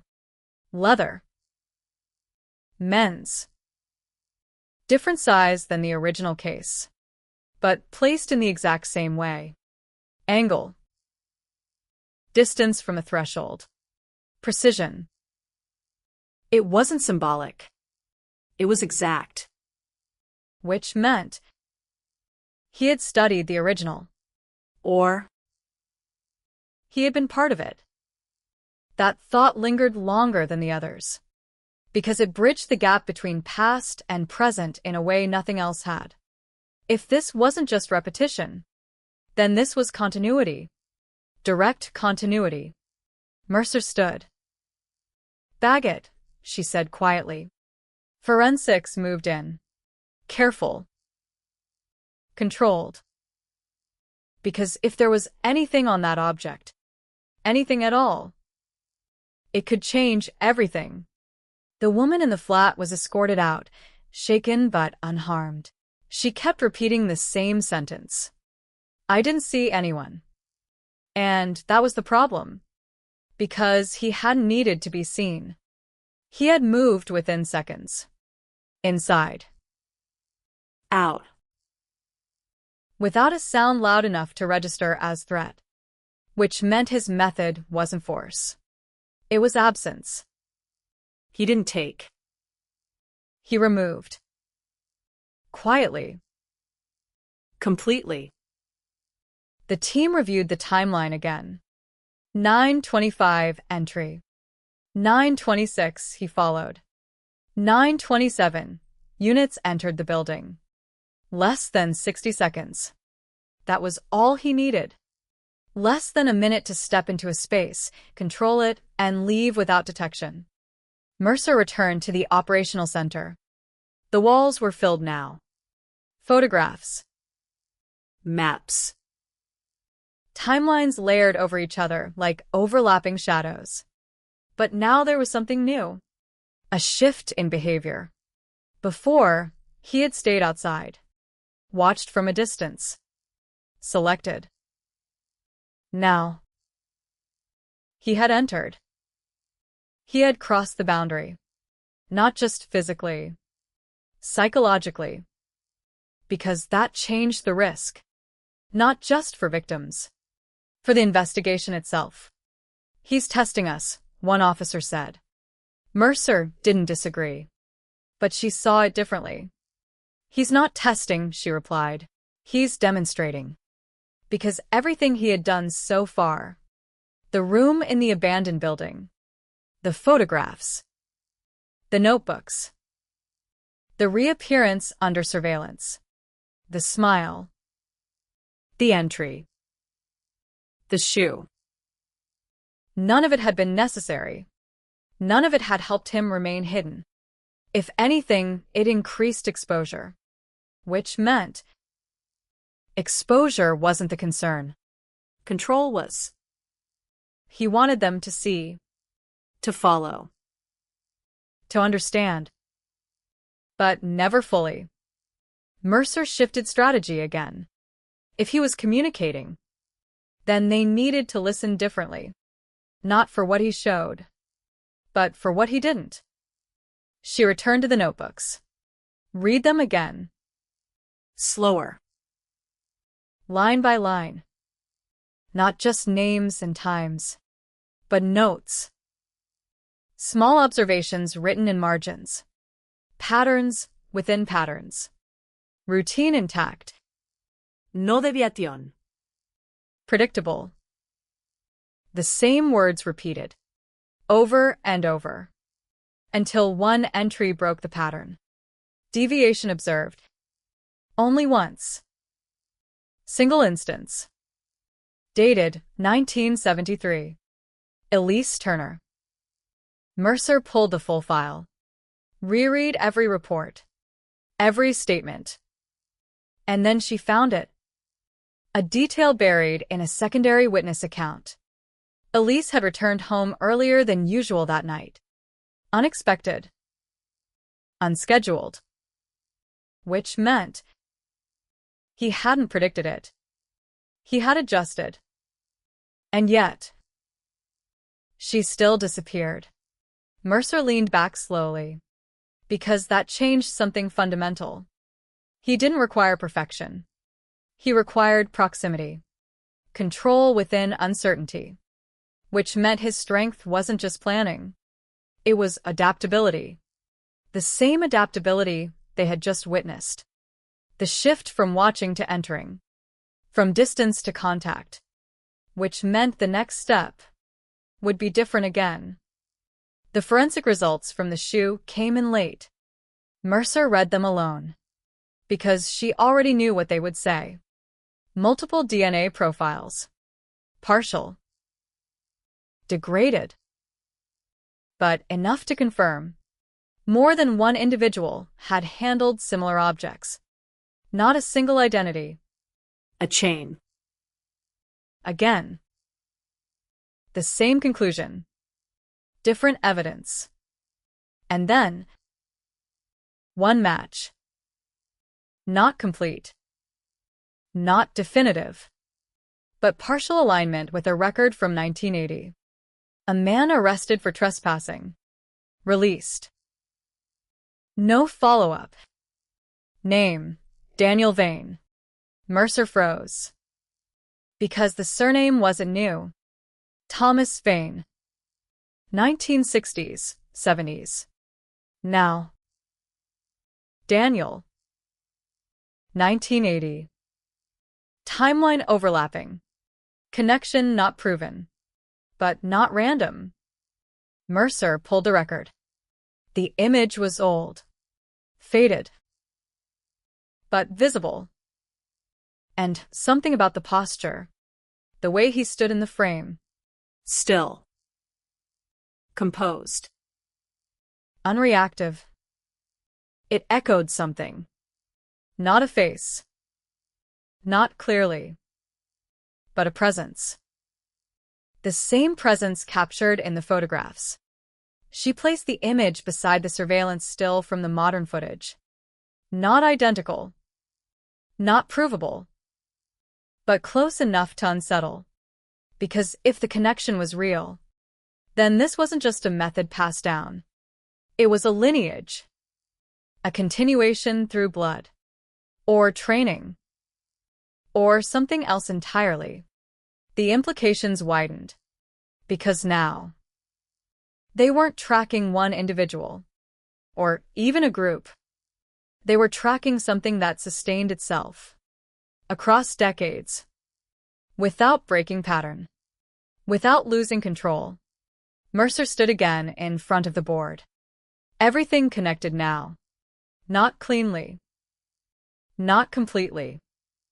But enough. And in the center, The gap.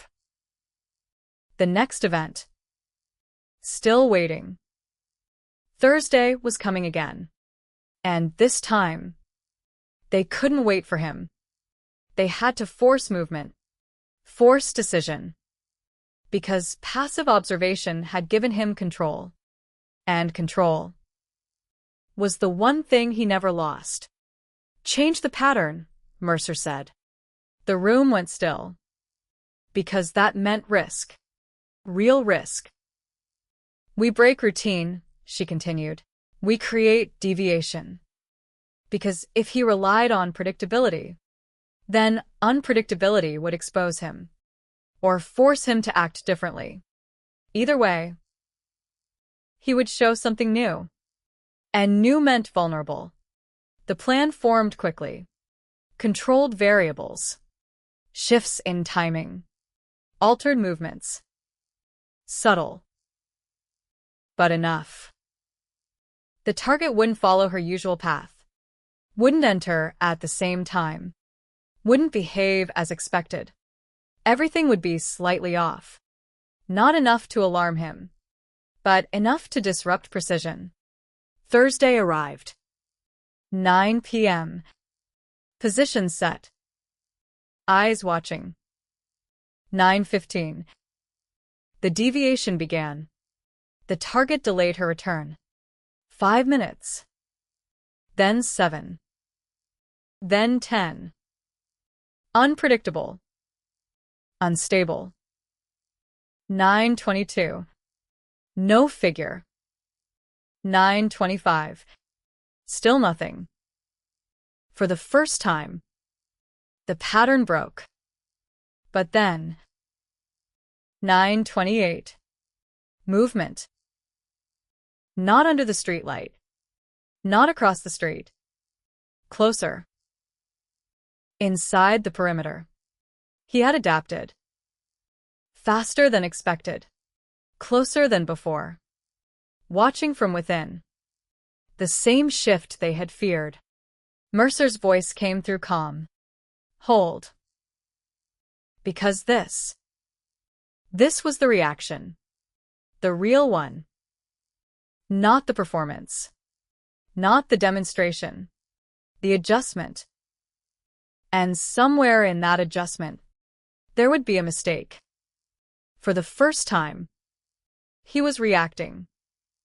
And that meant, for the first time in decades, he wasn't fully in control. The delay fractured the pattern. Not loudly, not visibly, but enough. Enough to force movement. Enough to expose tension. For decades, everything had happened within a narrow corridor of time. A clean window. A controlled sequence. Now that window had been stretched, warped, and something inside it had shifted. Mercer watched the live feeds without blinking. 9:28 p.m. Late. Too late. By the old pattern, the moment had already passed. Which meant this wasn't the same rhythm anymore. This was improvisation. And improvisation creates cracks. The target moved slowly toward the building entrance, her steps uneven by design. Every second was calculated, but it looked accidental, casual, human. Not predictable. Not fixed. Mercer's voice remained low in the comms. Hold positions. No early movement. Because the worst thing they could do now was break it further. They needed to see how far he would go. And then he appeared. Not under the light. Not across the street. Inside the perimeter. Standing near the edge of a recessed doorway, partially hidden by shadow and architectural blind spots that no one had noticed before. Too close. Closer than he had ever been observed before. Which meant the deviation had forced him inward. Forced him to abandon distance. And distance had always been his protection. Now, He didn't have it. The figure didn't move at first. Just watched. Head slightly angled. Tracking. Adjusting. For the first time. He wasn't waiting for the moment. He was searching for it. Mercer felt the shift instantly. He's off balance, she said. Quiet. Controlled. But there. The target reached the entrance. Paused.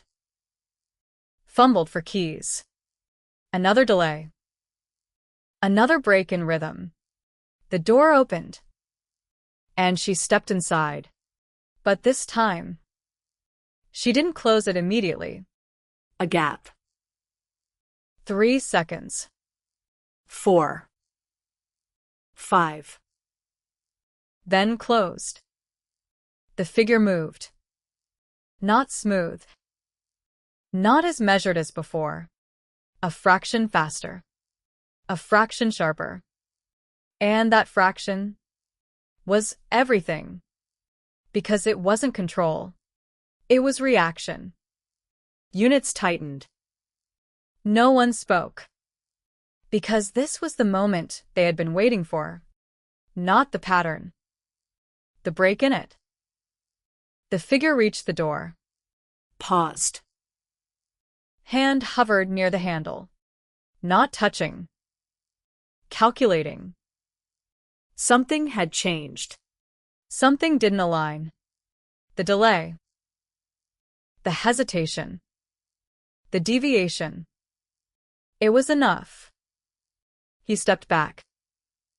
1 step. Then another. And, for the first time, he didn't follow. He retreated. Not vanished. Not disappeared. He moved. Turned. Walked. Fast. But not running. Mercer's voice cut through immediately. Move. Now. Units broke position. Crossing the street. Closing in. For the first time. They weren't reacting after the fact. They were inside the moment. Chasing something real. Boots hit pavement. Distance collapsed. 10 meters. 8. 5. He didn't turn. Didn't look back. Just kept moving. As if he already knew where they were. As if he had already calculated the outcome. The pursuit turned the corner. Narrow street. Dim lighting. Limited exits. Perfect containment. Except it wasn't. Because halfway down the street, he stopped. Not abruptly. Not startled.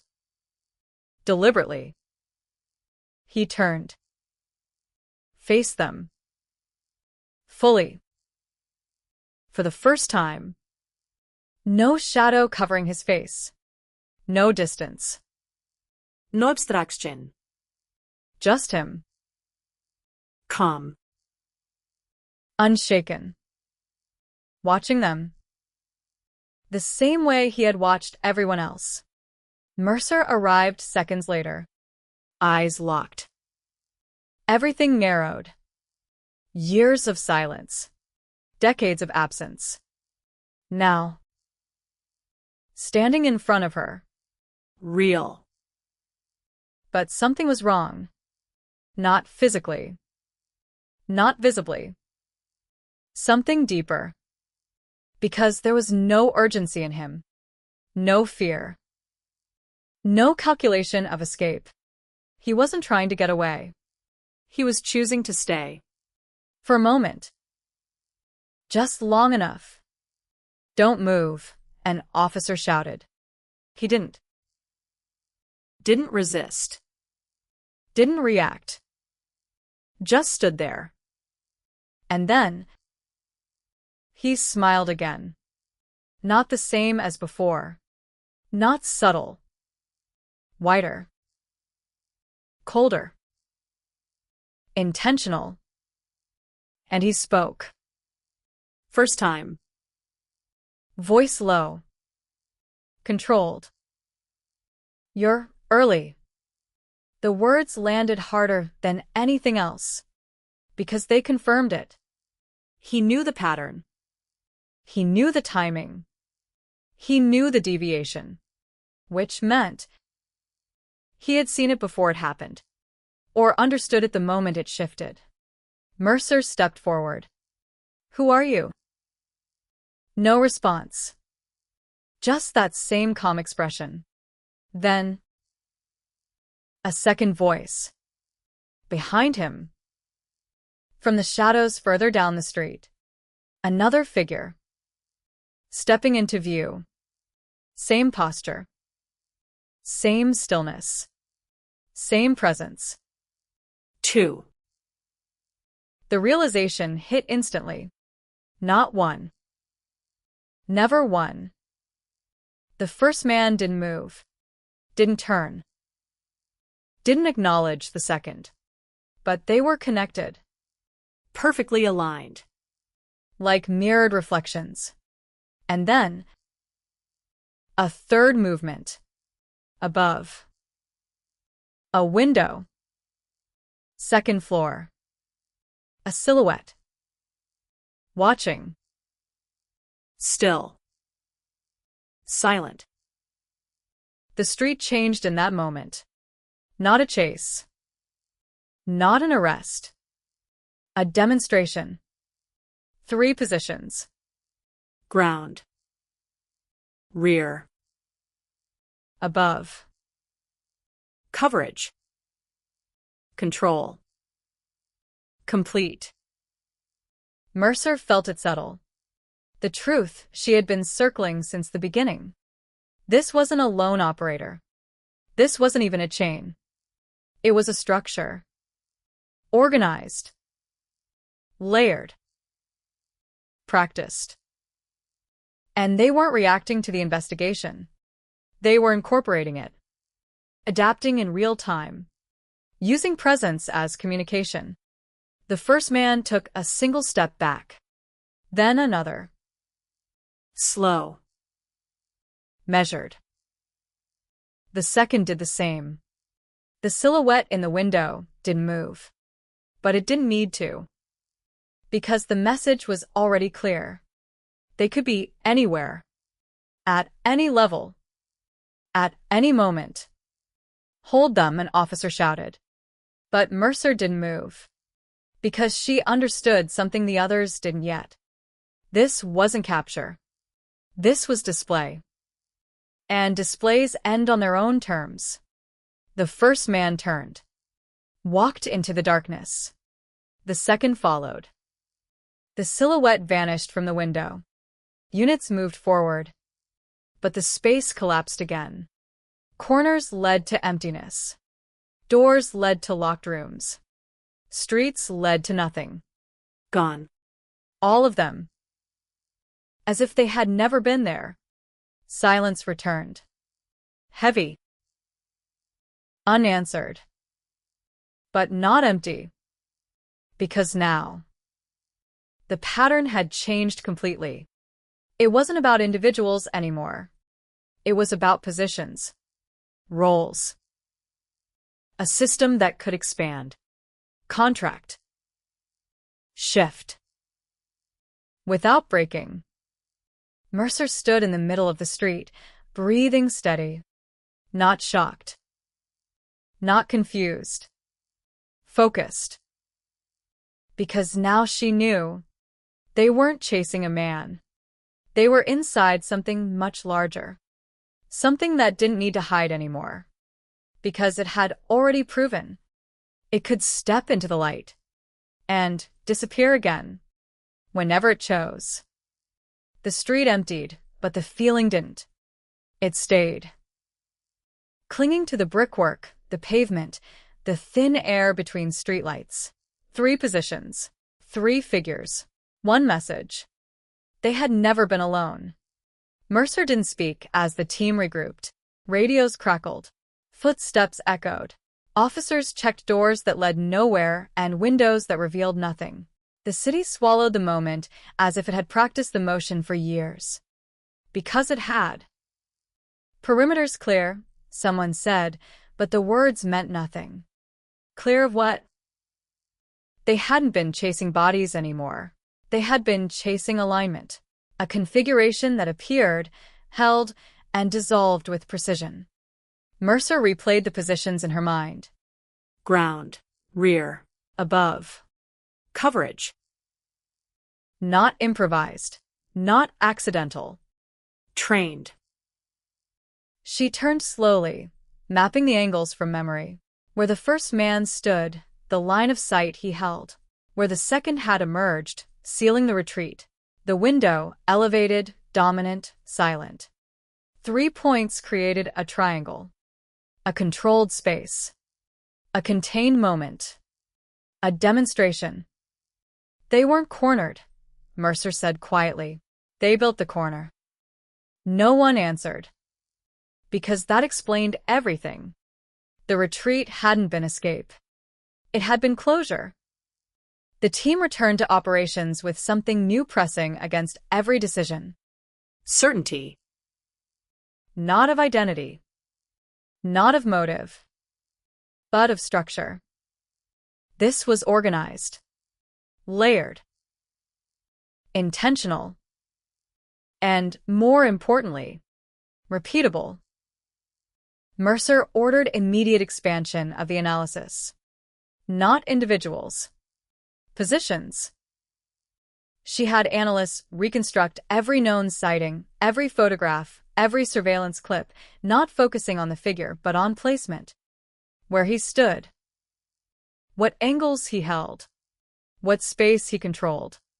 And slowly, the pattern emerged again. Not just time. Not just routine. Geometry. Each event formed a shape. Entry point. Observation point.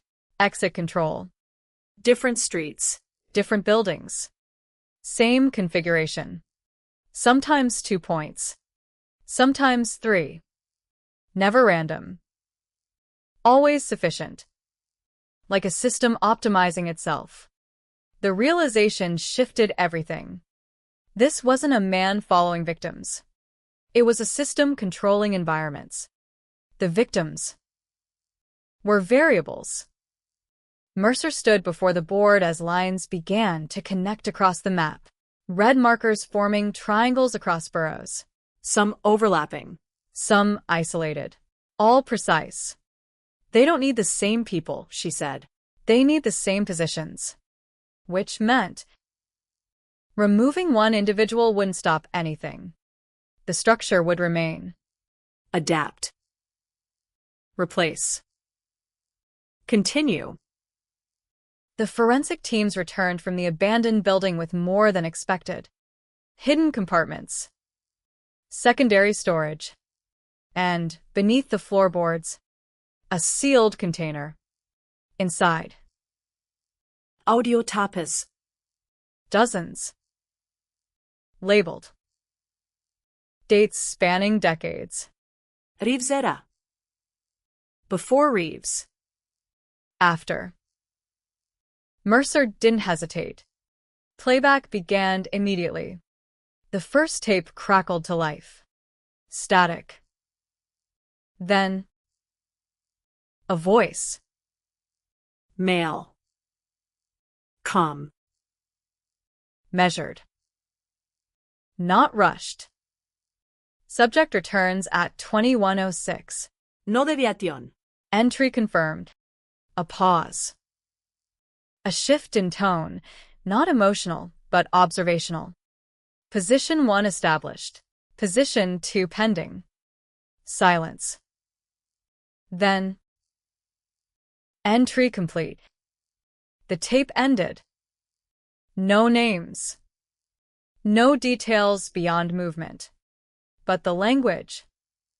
Clinical. Detached. Consistent with the notebooks. Another tape. Different voice. Slightly younger. Same cadence. Observation maintained. Window clear. Pattern intact. The words echoed across time. Different speakers. Same phrasing. Same structure. Which confirmed it. Not imitation. Training. Passed down. Refined. Standardized. Mercer listened to more. Hours of recordings. Each one reinforcing the same conclusion. This wasn't just a series of crimes. It was a system of observation and execution. With roles. With language. With continuity. One tape stood out. Dated 1975. The year Margaret Hale disappeared. The voice. Older. Slower. But unmistakably aligned. Subject, Hale. Margaret. Routine confirmed. No deviación. A pause.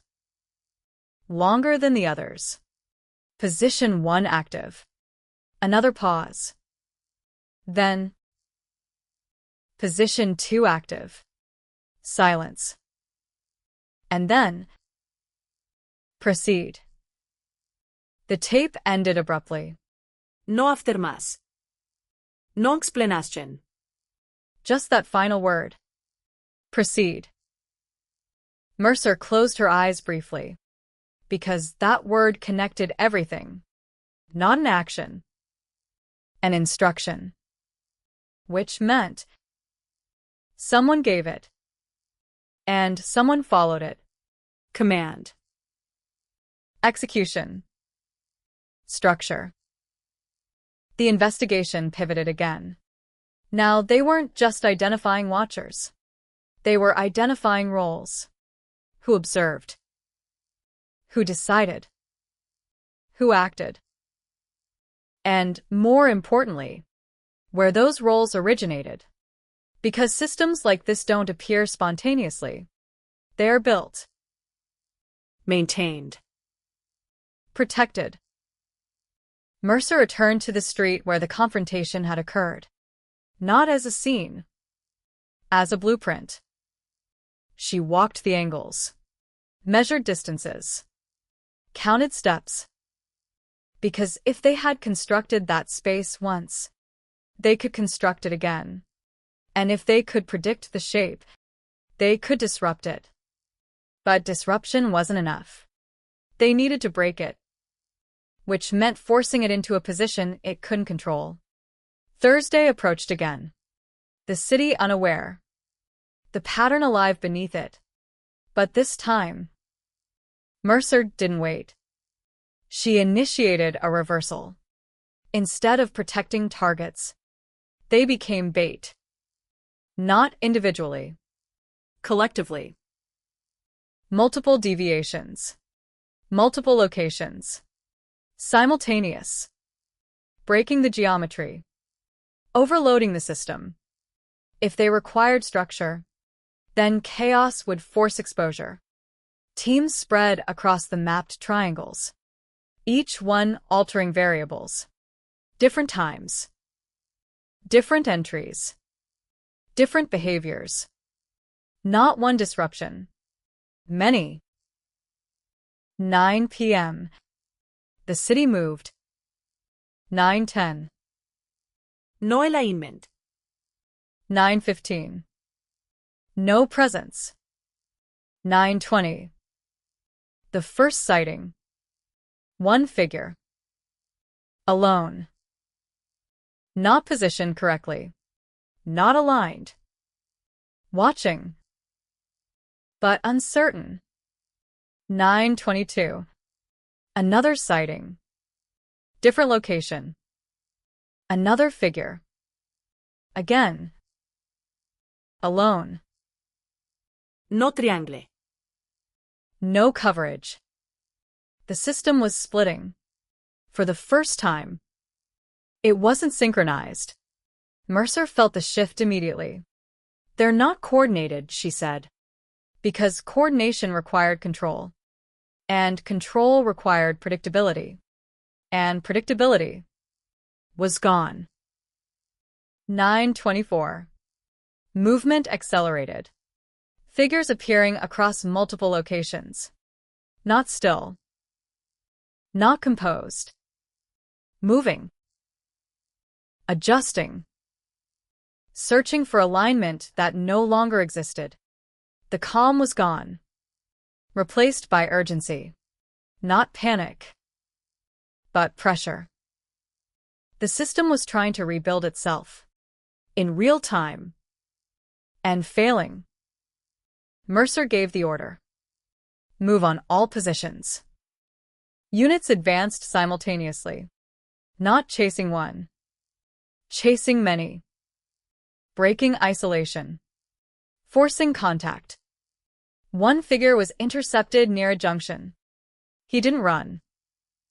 Didn't resist. Just stood. Silent. Watching. Another was followed into a building. Lost. But not before being seen. A third vanished into an alley. But left something behind. A notebook. Dropped. Not placed. For the first time. A mistake. Mercer picked it up herself.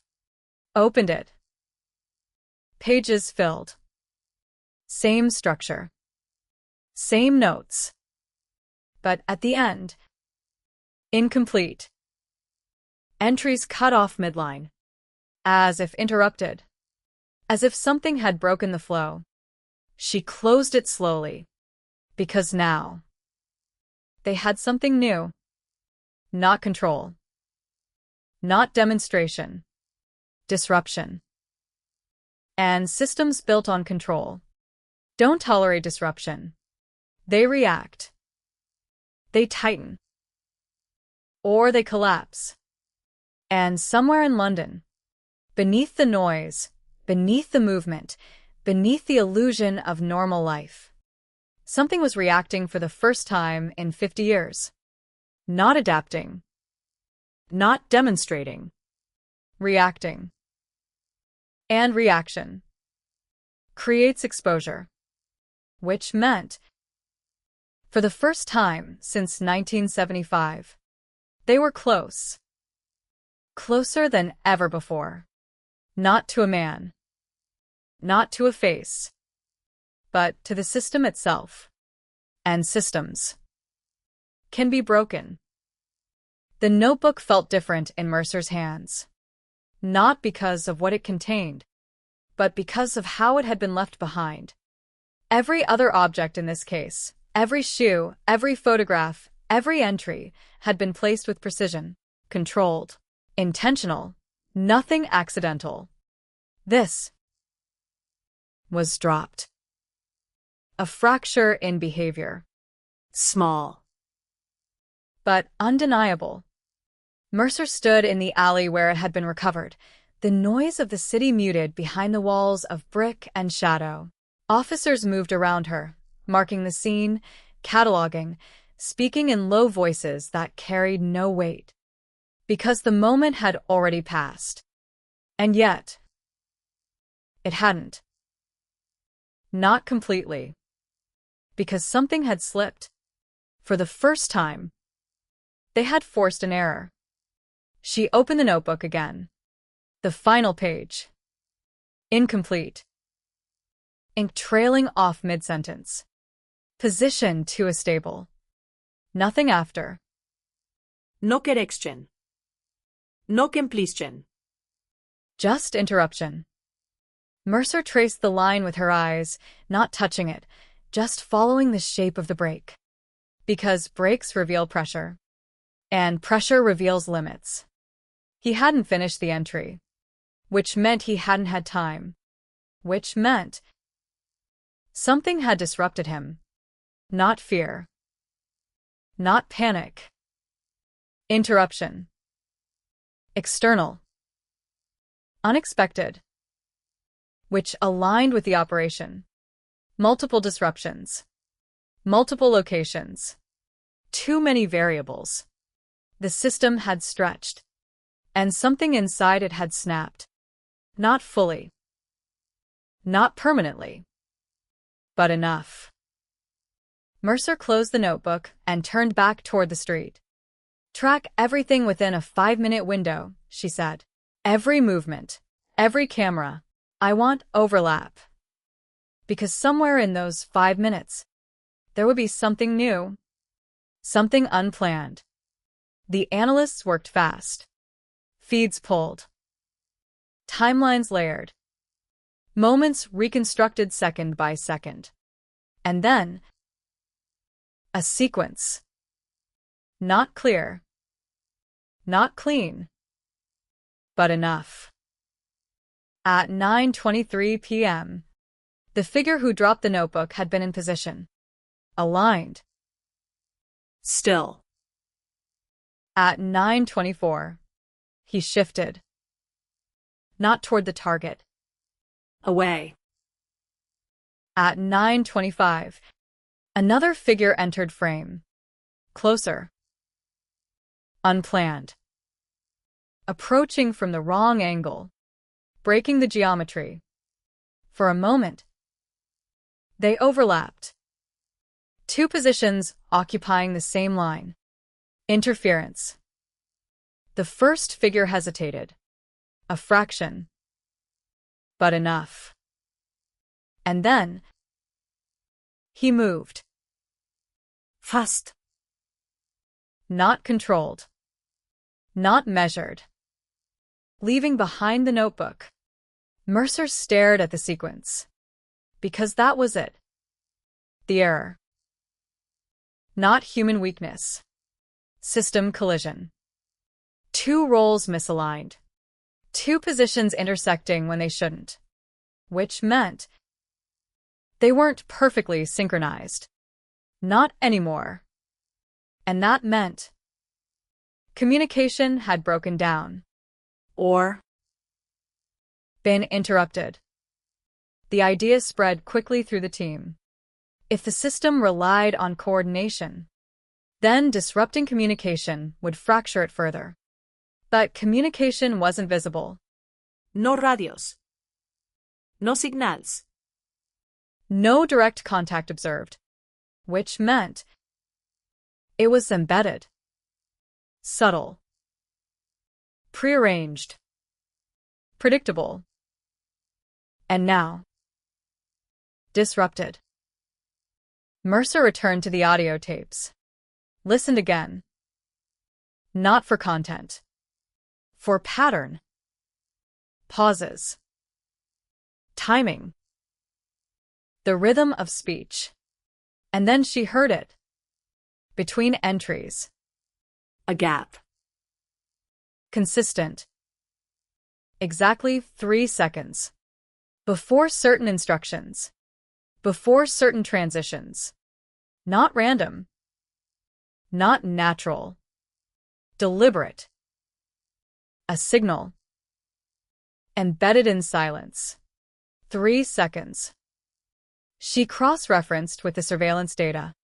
Moments before movement. Moments before alignment. The same gap. 3 seconds. Which meant timing was communication. Not words. Not signals. Time. They didn't need to speak. They needed to act within windows. Precise. Shared. And when those windows were broken, the system faltered. Mercer leaned back slowly. Because that was the weakness. Not the people. The timing. Break the timing. Break the structure. Thursday approached again. But this time, the plan changed completely. Not deviation. Not unpredictability. Disruption of time itself. Multiple false triggers. Staggered movements. Compressed windows. Expanded gaps. Not chaos. Controlled distortion. If they relied on precision, then imprecision would fracture them. 9 p.m. Position set. But not static. moving, shifting. Every 30 seconds. A change. Doors opening. Doors closing. People entering. Leaving. Not random. Structured noise. 9:10. No alignment. 9:15. No presence. 9:18. First figure. Arriving. Then stopping. Uncertain. The window had already shifted. 9:19. Second figure. Too early. Out of position. They weren't aligning. They were missing each other. 9:20. Third movement. Not watching. Searching. The stillness was gone, replaced by adjustment. The system was trying to correct itself. And failing. Mercer watched every feed simultaneously. Because this was the break. 9:22. One figure moved too soon. Approached a door. No target. Pulled back. Hesitated. Lost the window. 9:23. Another moved too late. The moment already gone. The alignment broken. For the first time, they weren't in control of the timeline. The timeline was controlling them. And then, one of them made a mistake. A real one. Not procedural. Not structural. Human. He looked around. Not subtly. Not controlled. Searching. For confirmation. For timing. For something that wasn't there.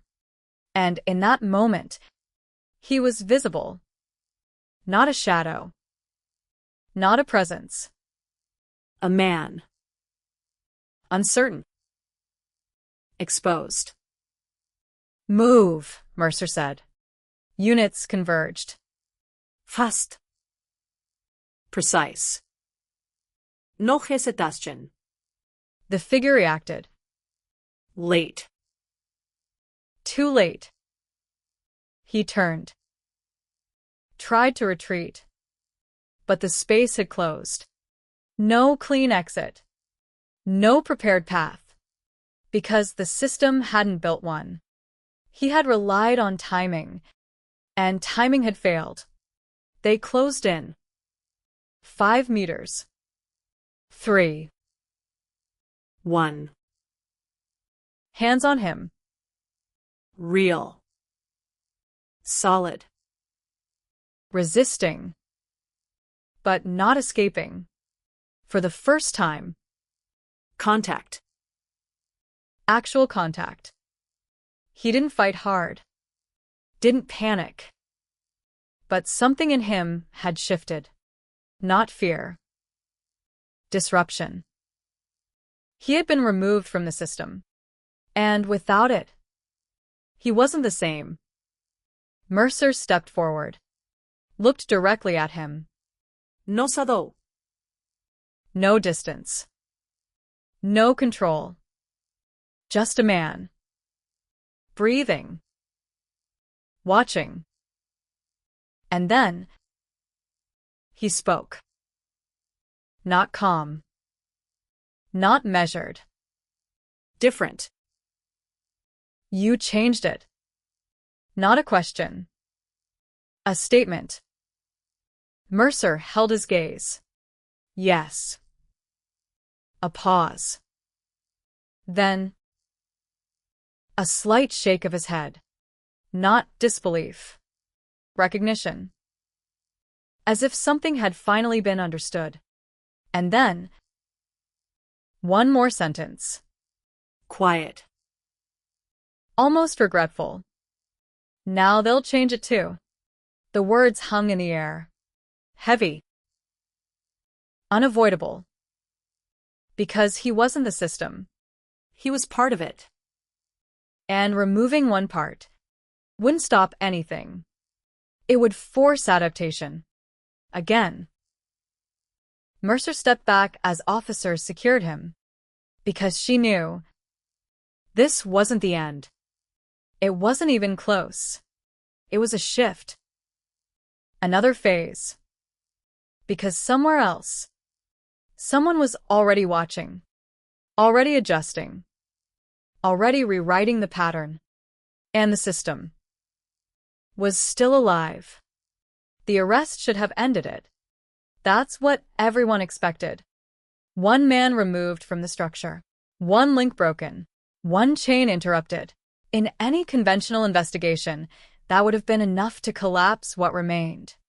But Mercer didn't feel closure. She felt delay. Because the silence that followed wasn't empty. It was prepared. The suspect sat in the holding room without resistance. No shouting. No denial. No confusión. Just that same unsettling calm, as if the walls around him were temporary inconveniences rather than containment. He had already stopped trying to escape. Not because he accepted defeat, but because escape wasn't part of his thinking. Mercer observed through the glass. Every instinct told her this wasn't a typical interrogation subject. No paniques piques. No erratic behavior. No emotional deviation. Just stillness. The same stillness captured in photographs 50 years apart. "You're not alone," she said finally when she entered. He looked up. Slow. Measured. Like the question itself was irrelevant. A faint smile returned.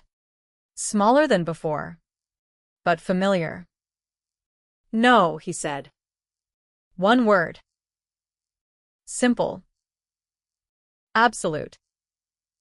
Mercer placed the notebook on the table between them. This was dropped during your retreat. He didn't look at it immediately.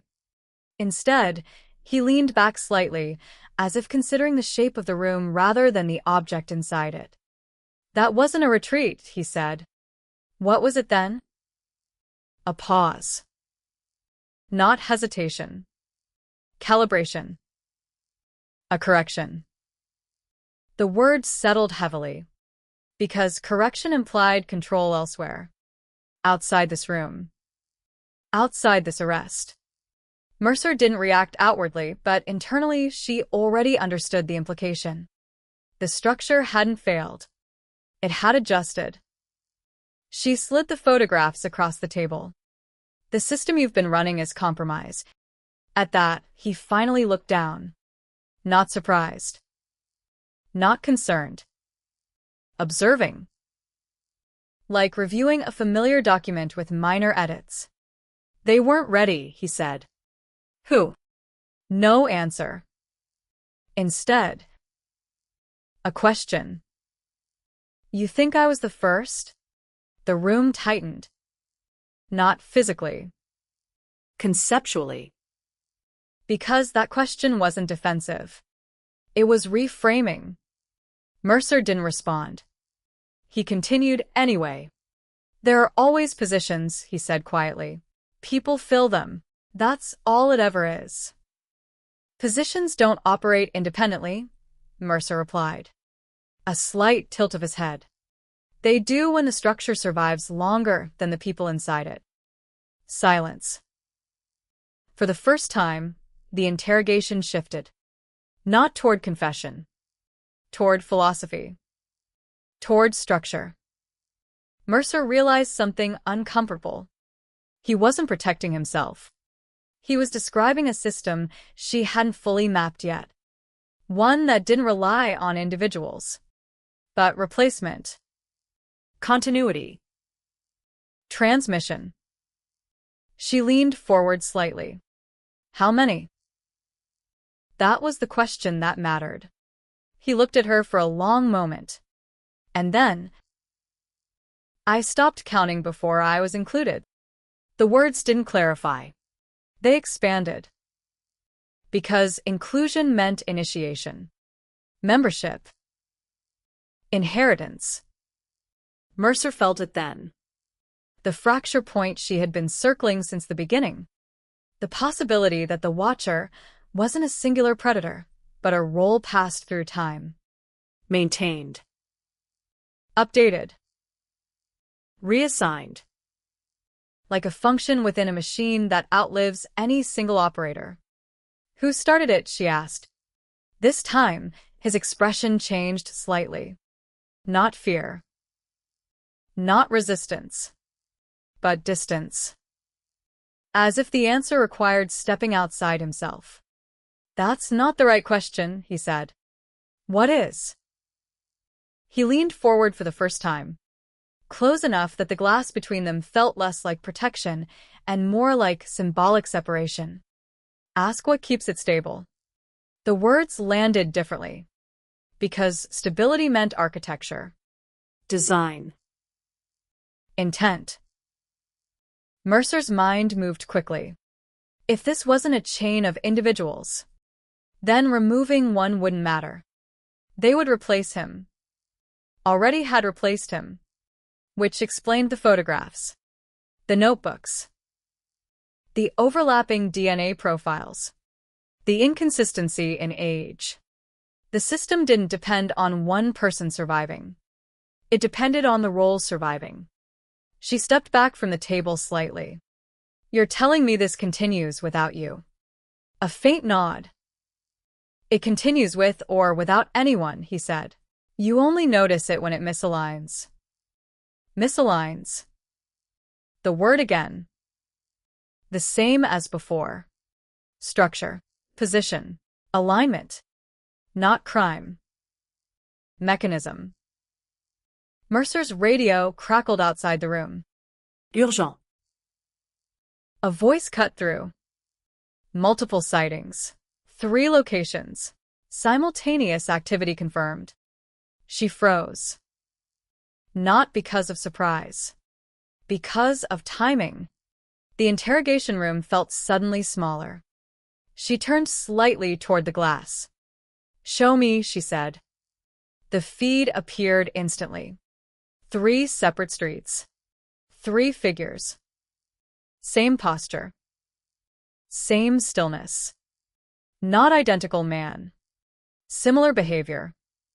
Replication. Mercer turned back slowly. You're still active, she said.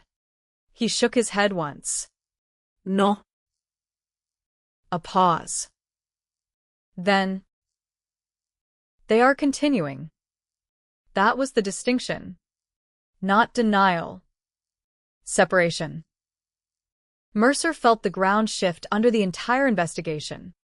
If you're in custody, I was never the whole system. The silence that followed was different. Heavier.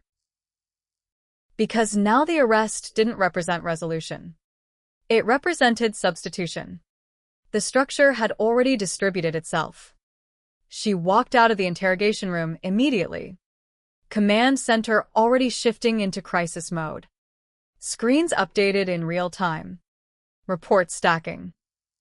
Patterns were forming faster than analysts could interpret. 9 p.m. had arrived again. But the system wasn't broken. It was redistributed. Mercer moved through the room like someone recalculating gravity. Show me overlap, she ordered. They complied. And there it was. Not the same configuration as before, but familiar in principle. New positions. Same geometry. Triangles forming across different burrows. Different people. Same structure. They're copying the pattern, an analyst said. Mercer corrected immediately. No, she said. They're inheriting it. That distinction mattered. Copying implied imitation. Inheritance implied continuity. She looked again at the screens. 3 locations. 3 alignments. Each one forming a controlled space. Each one independent. But structurally identical. The system hadn't been disrupted. It had been distributed. Which meant the arrest didn't remove it from the city. It revealed how many points it already occupied. Mercer returned to the holding room. He was still sitting there. Calm. Waiting. As if nothing had changed. You knew this would happen, she said. A faint shrug. I knew it wouldn't end here. Where does it end? He looked at her directly. For the first time. No detachment. Just clarity. It doesn't. The answer should have felt like manipulation. But it didn't. It felt like explanation. Mercer stepped closer. If it doesn't end, what are we dealing with? He paused. Then spoke quietly. A structure that survives correction. Outside the room, alarms weren't sounding. But activity was increasing. Reports of coordinated behavior across multiple districts. Same timing. Same spacing. Same logic. The system hadn't lost coherence. It had expanded it. Mercer realized the uncomfortable truth fully now. They hadn't been chasing a leader. They had been observing a framework that could tolerate removal. And adapt. Which meant the arrest wasn't the end of the case. It was the beginning of exposure. She turned back to him. You're not necessary anymore, she said. For the first time. He smiled without control. That's what makes it stable. Because systems like this don't collapse when removed. They evolve. And somewhere in London, across streets still lit by sodium glow, beneath windows and doorways and ordinary routines, the pattern continued. Not because one man was free, but because the structure had already learned how to exist without him. The city did not feel like it had ended anything.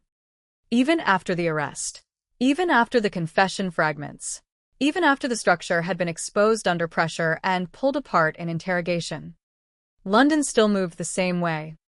Cars passed through intersections at the same rhythm. Lights flickered in the same tired sequence. People entered buildings without looking twice at the door behind them. But Mercer noticed what others didn't. The gaps had changed. Not the presence. The gaps. Spaces between movements. Timing between actions. The invisible spacing that had always been uniform now carried slight distortions, like a melody played by different hands, but still following the same sheet. The system hadn't stopped. It had redistributed. And that realization sat heavier than anything that had come before. Inside the command center, screens no longer showed a single active site. They showed fragments. Multiple burrows. Multiple incidents. No single center of gravity. Just replication. 3 confirmed locations were active simultaneously. Each one mirrored the same structural pattern identified in the original case. Observation point, control boundary, and exit coverage. But none of them shared a person. Different individuals. Different appearances. Different ages. Same geometry.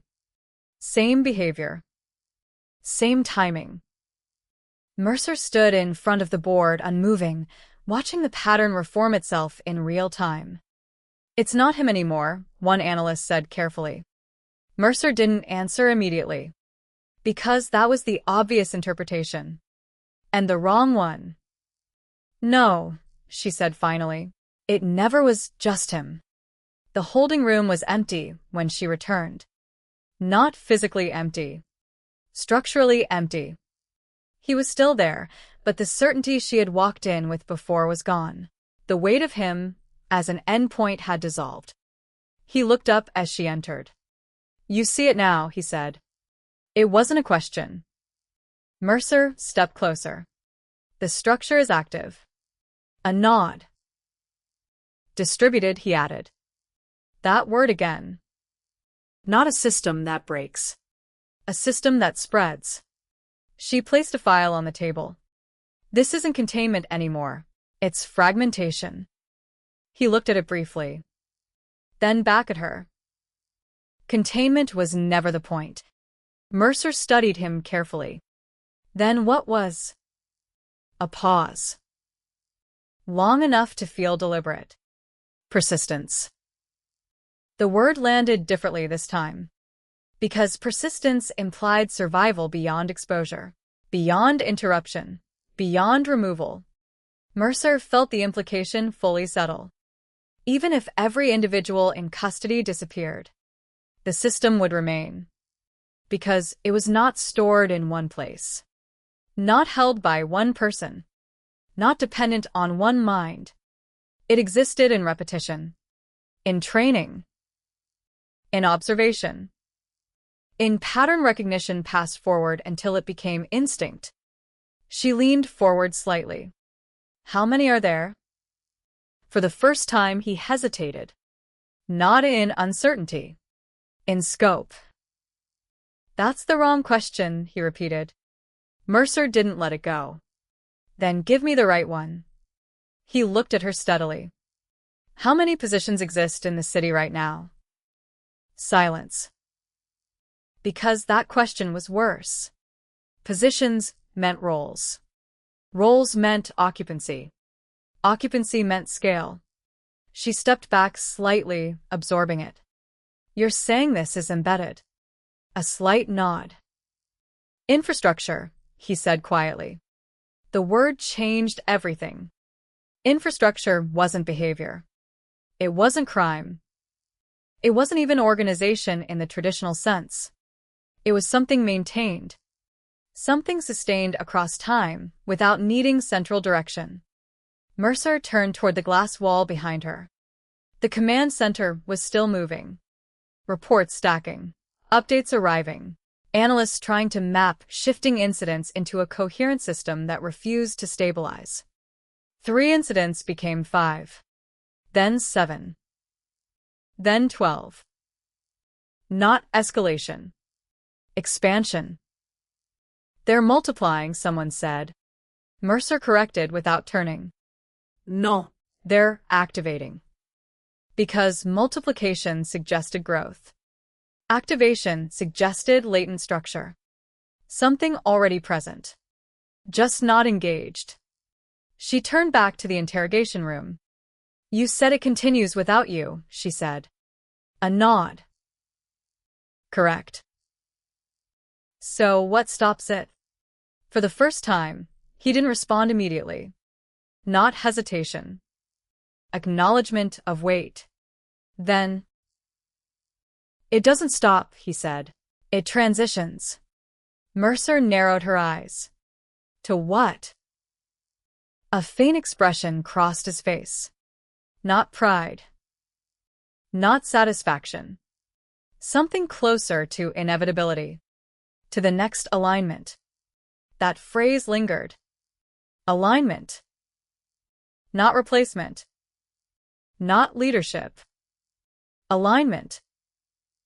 Mercer understood suddenly that everything they had seen, the triangles, the positions, the timing windows, was not just operational structure. It was language. A way of organizing behavior into repeatable space. And that language had no final speaker. Only users. She stepped back again. On the screens behind her, one of the active incidents changed. Not collapse. Adjustment. The triangle reformed in real time as participants shifted positions without instruction. As if they had learned the geometry instinctively. As if it had always been there. Stop it, Mercer said quietly.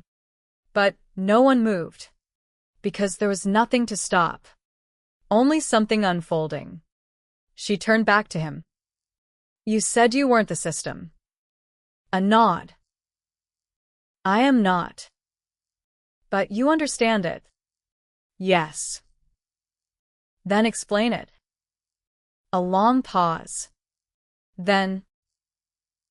It doesn't require belief, he said. Only repetition. The simplicity of it was what made it worse. Not ideology. Not motive. Not even control in the human sense. Repetition. Behavior repeated until it became structure. Structure repeated until it became invisible. Invisible until it became permanent. Mercer stepped closer to the glass again. Outside, reports continued. But now they weren't chaotic. They were organized. 3 locations stabilized. Then 5. Then stabilized again. As if the system itself was correcting noise. She felt it then. Not fear. Recognition. Because the system wasn't failing under pressure. It was learning from it. She turned back slowly. You triggered adaptation, she said. A nod. That was inevitable. And now. He looked at her directly. Now you've shown it how you interfere. The implication hit harder than anything before. They hadn't dismantled anything. They had trained it. Mercer moved back toward the command center immediately. Pull all operations, she ordered. Confusion followed instantly. Why? Because pulling meant loss of visibility, loss of engagement, loss of control. But Mercer's answer was immediate. Because we're inside its feedback loop. Silence. Then urgency. Orders transmitted. Units withdrawing. Systems shifting from engagement to observation. But it was already changing. The active incidents were stabilizing. Not disappearing. Stabilizing. As if adjusting to absence. As if recalibrating to new constraints. Mercer stood still as she watched it happen. Not collapse. Not escalation. Adaptation. And somewhere in that adaptation, something new forming. Not a person. Not a group. A behavior set that could exist independently of both. The final evolution of repetition. She returned once more to the interrogation room. He was waiting. As if he already knew what she had seen. It's learning, she said. A nod. Yes. That means it evolves. Another nod. Mercer stepped closer. Then how do we stop evolution? For the first time, his expression softened. Not emotion. Clarity. You don't. A pause. You observe it until it stabilizes. That's unacceptable. A faint, almost invisible acknowledgement. Most systems are. The silence that followed was not emptiness. It was confirmation. Mercer stepped back slowly. Because now the investigation had reached its limit. Not of evidence. Not of manpower. But of concept. They were no longer dealing with a cold case. Not even a living system. They were dealing with something that had learned how to persist through interruption. And in that persistence, it had outgrown the people who tried to contain it. Outside, London continued its rhythm. Unaware. Unbroken. And somewhere within that rhythm, the structure continued too. Not hidden.